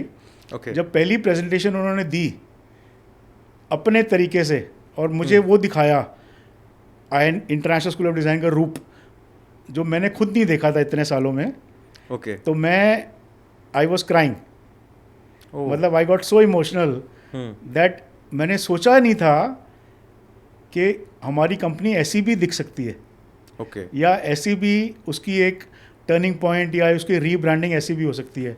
उसने हमारे लिए एक एंथम बनाया कंपनी की, वैल्यूज़ क्रिएट करे, हमारे लिए एक नया प्रोस्पेक्टस बनाया, हमारे लिए एक नया वेबसाइट बनाया। मतलब आप समझ लो कि पूरी लुक एंड फील या पूरी एक जो एथिक्स कह रहा हूँ, एक जो सेंटिमेंट है वो पूरा का पूरा 360 डिग्री टर्न अराउंड कर दिया और वो दिखाया हमें जो हम आज तक खुद से देख नहीं पाए थे। तो कहने का ये, मेरा एग्जांपल देने का आपको मतलब ये है कि जो आजकल की जनरेशन है वो हमसे 10 गुना ज़्यादा स्मार्ट है। उनकी बात डेफिनेटली सुननी चाहिए। जितने भी ट्रेडिशनल बिजनेसेस मेरी ये बात सुन रहे हैं, मेरी उनसे एक यही राय है, मेरी ये एडवाइस है कि अपने बच्चों की आप डेफिनेटली सुनो, कंस्ट्रक्टिव वे में सुनो, ध्यान से समझो उस बात को और फिर एक्शन लो, क्योंकि उनकी बात में बहुत वैल्यू है। बिल्कुल, वो जो वो बोलते हैं उनको पता है वो क्या बोल रहे हैं, and they are very focused at many times. बहुत बार हमसे ज़्यादा फोकस्ड हैं वो बहुत सारे एरियाज़ में। तो हमें उसको शन अवे नहीं कर देना चाहिए बात को, उसको ध्यान से सोच समझ के तभी डिसीजन लेना चाहिए। मतलब सर इससे एक चीज़ और आई है, मेरे कुछ स्कूल के फ्रेंड्स भी हैं जिन्होंने फैमिली बिजनेसेस ज्वाइन किए और मैं एक्चुअली उनसे जुड़ा हुआ हूँ, तो मैं देखता हूँ कि कैसे वो मतलब वो अपने पेरेंटल कंपनी को किस लेवल पे लेके आए हैं, 3 साल 5 साल में उन्होंने कैसे ग्रोथ की। लेकिन अगर मैं बाहर देखता हूँ, बाहर एज इन कि जो उनको नहीं जानते हैं वो लोग सिर्फ एक ही चीज़ बोलते हैं कि इनको तो बना बनाया मिला है। तो ये चीज़ आपके साथ भी होती है या इसमें मतलब आप कैसे डिफ्रेंशिएशन करते हैं, या आप इवेल्युएट भी करते हैं साथ साथ एज अ फादर की क्या परफॉर्मेंस आ रही है, क्या उसमें देखिए, कुछ? एवैल्यूएशन तो डेफिनेटली करते ही हैं, और जो भी इवैल्यूएशन हम करते हैं वो मिलके करते हैं एज अ टीम। ओके। अच्छी बात यह है कि हमारे जो विजन और मिशन है ना वो काफ़ी इंक्लाइंड हैं, मतलब काफ़ी अलाइंड हैं और काफ़ी क्लियर कट है माइंड में। अच्छी बात यह है कि जो हमारी सोच थी या जो मेरी सोच थी अपने बिज़नेस को लेके, मेरे सन की उससे 10 गुना ऊपर है। ओके। और वो चाहते हैं कि वो INSD सबसे प्रीमियम ब्रांड हो इंडिया का जल्दी ही, जो कि Okay. जिस तरफ हम चल रहे हैं। और डिफरेंस ऑफ ओपिनियन जो आते भी हैं ना, वो हम बहुत उसको कंस्ट्रक्टिव वे में लेते हैं। ओके। तो जो बाहर वाले लोगों की आप बात कर रहे हैं, जितने भी हमारे सर्कल में लोग हैं या जितने भी मेरे एग्जिस्टिंग पार्टनर्स थे प्रणव के ज्वाइन करने से पहले, वो सिर्फ एक ही बात बोलते हैं मुझे कि सर इससे ज़्यादा अच्छा INSD के लिए कुछ हो नहीं सकता था कि प्रणव सर ने इस बिज़नेस को ज्वाइन कर लिया। ओके। वो इतने ज़्यादा अप्रिशिएट करते हैं इस बात को और इतना ज़्यादा खुश हैं प्रणव की अप्रोच से और Okay. प्रणव के वर्किंग स्टाइल से, क्योंकि प्रणव बहुत डिसिप्लिन्ड है, बहुत ऑर्गेनाइज्ड है और बहुत ऑपरेशंस में बहुत स्ट्रांग है।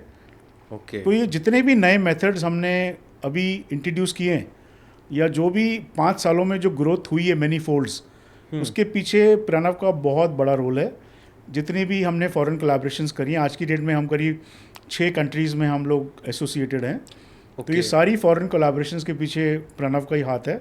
पेरिस प्रोजेक्ट, क्योंकि प्रणव पेरिस में पढ़ा था, उसने वहाँ 5 साल लगाए थे। तो जैसे ही वो इंडिया वापस आया, उसने पेरिस प्रोजेक्ट का इनॉग्रेशन कर दिया।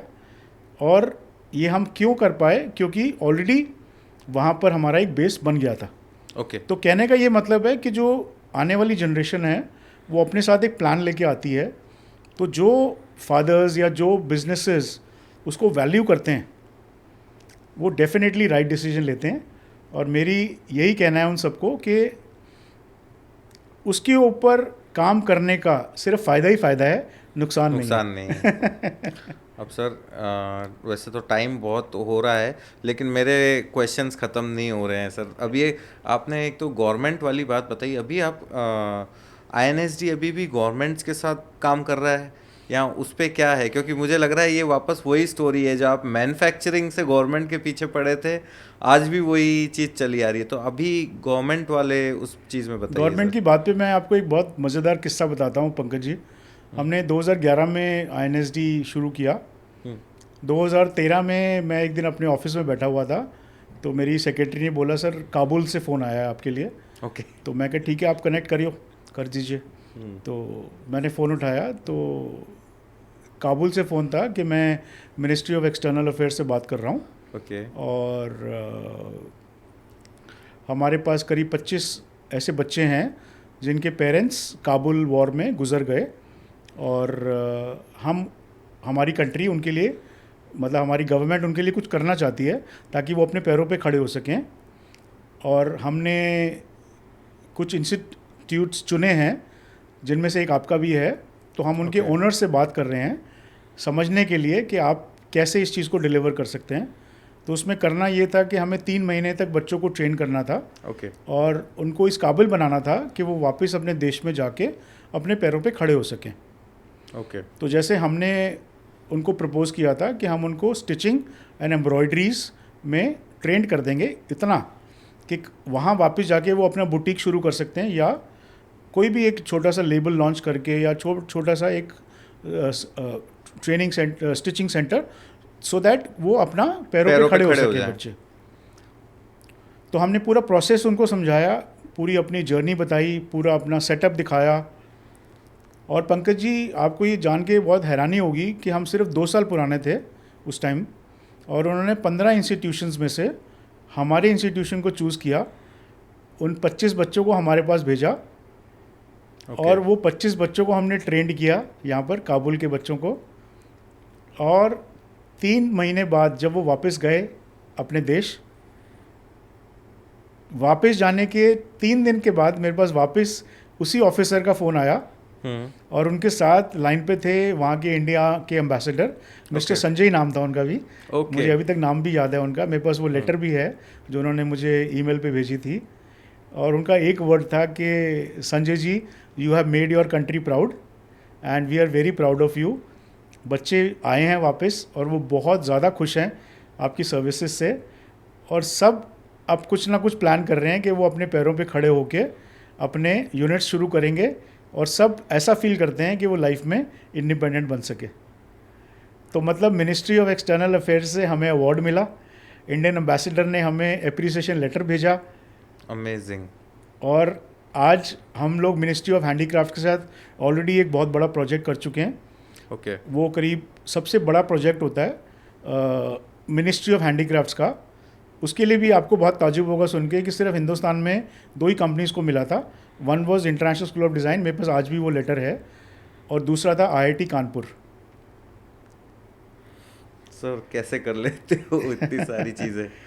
IIT कानपुर ने वेस्ट प्रोडक्ट से कुछ क्रिएट करना था, राइट? तो उनको उसका प्रोजेक्ट मिला था, और हमें 5 सालों में 2000 बच्चों को स्किल में डेवलप करना था, जिसके लिए गवर्नमेंट ने हमें फंडिंग दी, हमें पूरा प्रोजेक्ट का हिस्सा बनाया। हमने उसके लिए एक यूनिट लगाया जहां हम बच्चों को ज्वेलरी बनाना सिखाते थे, कंस्ट्रक्शन ऑफ गारमेंट सिखाते थे, और साथ में ये जो जेम्स एंड स्टोन्स होते हैं ज्वेलरी में, उसको कैसे रियल स्टोन और नकली स्टोन में क्या फ़र्क होता है, उसको कैसे हम डिफ्रेंशिएट करते हैं, उसके बारे में सिखाते थे। तो आप समझ लीजिए कि जो ये 2 अचीवमेंट्स थी हमारी लाइफ में, INSD की हिस्ट्री में अभी तक की, वो सबसे बड़ी 2 अचीवमेंट्स थी। और जो 2011 में हुआ, उसके 13 में जो हुआ, उसके बाद 2014 में हमें गवर्नमेंट ने नेशनल अवार्ड दिया as the best, as the fastest growing institute in India by the AIC chairman. Amazing जी। अमेजिंग। सर अब थोड़ा सा ये बताइए, मार्केटिंग में फिर आपका कितना इन्वॉल्वमेंट रहता है, और मार्केटिंग में क्या डिफरेंट चीज़ें करते हैं? मार्केटिंग ही करते हैं जी अब हम सारा दिन, क्योंकि ऑपरेशंस तो सब बेटे ने संभाल लिए हैं और पूरी टीम ने संभाल लिया है। ओके। तो मार्केटिंग में हमारा सिर्फ मेन फोकस इस चीज़ पे है कि जो हम कर पा रहे हैं बच्चों के लिए, वो हम उनके तक पहुंचा पाएँ, ज़्यादा से ज़्यादा बच्चों तक पहुंच पाएँ, ज़्यादा से ज़्यादा मतलब विजिबिलिटी क्रिएट कर पाएँ। क्योंकि जो भी हमने अभी तक किया है शायद हम पूरे लोगों को बता ही नहीं पा रहे, या हम पहुंच ही नहीं पा रहे वहाँ तक। तो कोशिश है कि हम अपनी विजिबिलिटी को थोड़ा बढ़ाएं। ओके। थोड़ा सा जो एंगेजमेंट है इंडस्ट्री के साथ, उसको थोड़ा और बढ़ाएं। इंडस्ट्रीज़ के साथ हमारे बहुत सारे टाई-अप्स ऑलरेडी हो गए हैं, उसको हम थोड़ा और टाई-अप्स को बढ़ा रहे हैं। हार्डकोर मार्केटिंग में हम उतना स्ट्रांगली बिलीव नहीं करते। आप बहुत जान के हैरान होंगे कि मैंने फ्रेंचाइजिंग के लिए आज तक किसी एग्जीबिशन में पार्टिसिपेट नहीं किया। मतलब जो Okay. भी 75 सेंटर हमने बनाए हैं उसमें से 50% से ज़्यादा वर्ड ऑफ माउथ से ही आए हैं हमारे पास। ओके बाकी 50% जो हैं वो वेरियस मार्केटिंग के टूल्स जो एड कैंपेन छोटा सा चला दिया या कुछ कर लिया, बट हमने कभी भी आज तक कभी फ्रेंचाइजिंग के लिए एग्जीबिशंस में पार्ट नहीं किया, मतलब अपने Okay. आप को ओवर सेल करने की कोशिश नहीं की कभी भी। लेकिन अब हमारा फोकस ये है कि आप जैसी कंपनीज के साथ टाई अप करके थोड़ा और इस काम को आगे बढ़ाया जाए, और डेफिनेटली इसके ऊपर थोड़ा और हम लोग नए टेक्निक्स के ऊपर काम करेंगे, क्योंकि सोशल मीडिया आजकल बहुत स्ट्रॉन्ग है, तो उसमें हमें अपनी एंगेजमेंट कैसे बढ़ानी है, कैसे हम अपनी विजिबिलिटी को और बढ़ा सकते हैं, प्लस बिल्कुल जो सर। नई नई चीज़ें हम लेके आ रहे हैं वो हम लोगों तक कैसे पहुंचा सकते हैं, तो वो उसके ऊपर हम काम कर रहे हैं अभी। सर जैसे आपने कंपनी का नाम लिया, मेरे माइंड में एक चीज़ आती है, आप दिल्ली में बैठे हो और दिल्ली में तो ये कहा जाता है आज के टाइम में कि आप एक पत्थर फेंको तो किसी ना किसी मार्केटिंग एजेंसी के कांच पे लगता है, और आपने दिल्ली से टायर 3 सिटी जोधपुर की कंपनी को चूज़ किया, तो क्या रीजंस थे, क्या पॉइंट थे जिसके कारण आपने चूज़ किया? और आज शायद मेरे हिसाब से सेकेंड ईयर चल रहा है, बिल्कुल, मतलब 2 साल होने वाले हैं, तो क्या रीज़न थे उस टाइम? मुझे लगता है कि जो आपकी जो ऑनेस्टी है या जो आपका एक सेंस ऑफ डिलीवरी है वो मुझे बहुत अच्छी लगी, क्योंकि वो मेरी नेचर से मैच करता है, मतलब मैं जो Okay. कहता हूँ वो मैं पूरा करता हूँ, तो मुझे Okay. वही चीज़ आपके अंदर दिखी, जो जो आपने बोला वो आप कभी पीछे नहीं हटे उस बात से, ओके और जितना भी आपने जो भी कमिट किया उससे ज़्यादा ही करने की कोशिश की हमेशा, तो हमें आपके साथ इस एसोसिएशन में वैल्यू दिखी, और डेफिनेटली हमने ग्रो भी किया आपके साथ मिलके। तो बेसिकली एक जो कॉम्बिनेशन है वो हमारा, क्योंकि हमारे जो विजन है या जो हमारा एक काम करने का स्टाइल है वो थोड़ा अलाइंड है, इसलिए हमें वो कंफर्ट जोन लगता है आपके साथ काम करने में, और हमें ऐसा लगता है कि आप भी ग्रो कर रहे हो, हम भी ग्रो कर रहे हैं, तो साथ में मिल grow के कर हम रहे लोग हैं। साथ में ग्रो कर सकते हैं। पर सर ये तो आपने जैसे चूज़ करने से पहले मतलब बात की बात बताई, मैं एक्चुअली ये समझना चाह रहा हूँ, क्योंकि मेरा पॉइंट ये है कि कई बार इंस्टीट्यूशंस को हमसे अलाइन होने से पहले बहुत सारे फियर्स होते हैं, तो तब आपको क्या क्या चीज़ें ऐसी लगी जिसके कारण आपने डिसीजन लिया कि yes we can choose media मुझे लगता है कि हमारी जो पहली मीटिंग हुई थी ना पंकज जी, वो काफ़ी अच्छी एक मीटिंग थी, उसमें ही मोस्टली हमने अपना माइंड बना लिया था कि हमें आपके साथ जाना है। ओके उससे पहले भी हम कई एजेंसी के साथ ऑलरेडी काम कर चुके थे, सालों से कर ही रहे हैं, लेकिन बहुत चेज़ करना पड़ता था उनको हर चीज़ के लिए, ओके कि भाई होता है ना कि आपको हर काम निकलवाने के लिए बार बार फॉलो अप करना पड़ता है, कहना पड़ता है, मतलब मेरी टीम ऑलमोस्ट डेली उनसे फॉलो अप लेती थी, बात करती थी, तब जाके मुश्किल से काम हो पाता था। ओके तो हम काफ़ी फेडअप हो गए थे उस एटीट्यूड से। तो जब हम नई कंपनी ढूंढ रहे थे तो हमने कोशिश करी कि हम कोशिश क्या करी, मतलब एक इच्छा हर कंपनी की होती है कि कोई ऐसा आदमी मिल जाए जो कम से कम जो बोले वो पूरा कर दे, क्योंकि मुझे लगता है हर बिजनेस ओनर के पास ना समय नहीं है, बिल्कुल उसके बाद बाकी सब कुछ है, बस समय नहीं है। तो वो ये चाहता है कि कम से कम जो डिपार्टमेंट हम उस एजेंसी को दें वो ऑनेस्टली उस डिपार्टमेंट को हैंडल कर सके और जस्टिस कर सके उसके साथ। तो हमें ऐसी फीलिंग आई कि आप शायद उसके साथ जस्टिस कर पाओगे, ओके तो इस वजह से हमने हाँ कर दी, और कहते हैं ना कि तीर निशाने पे लग गया।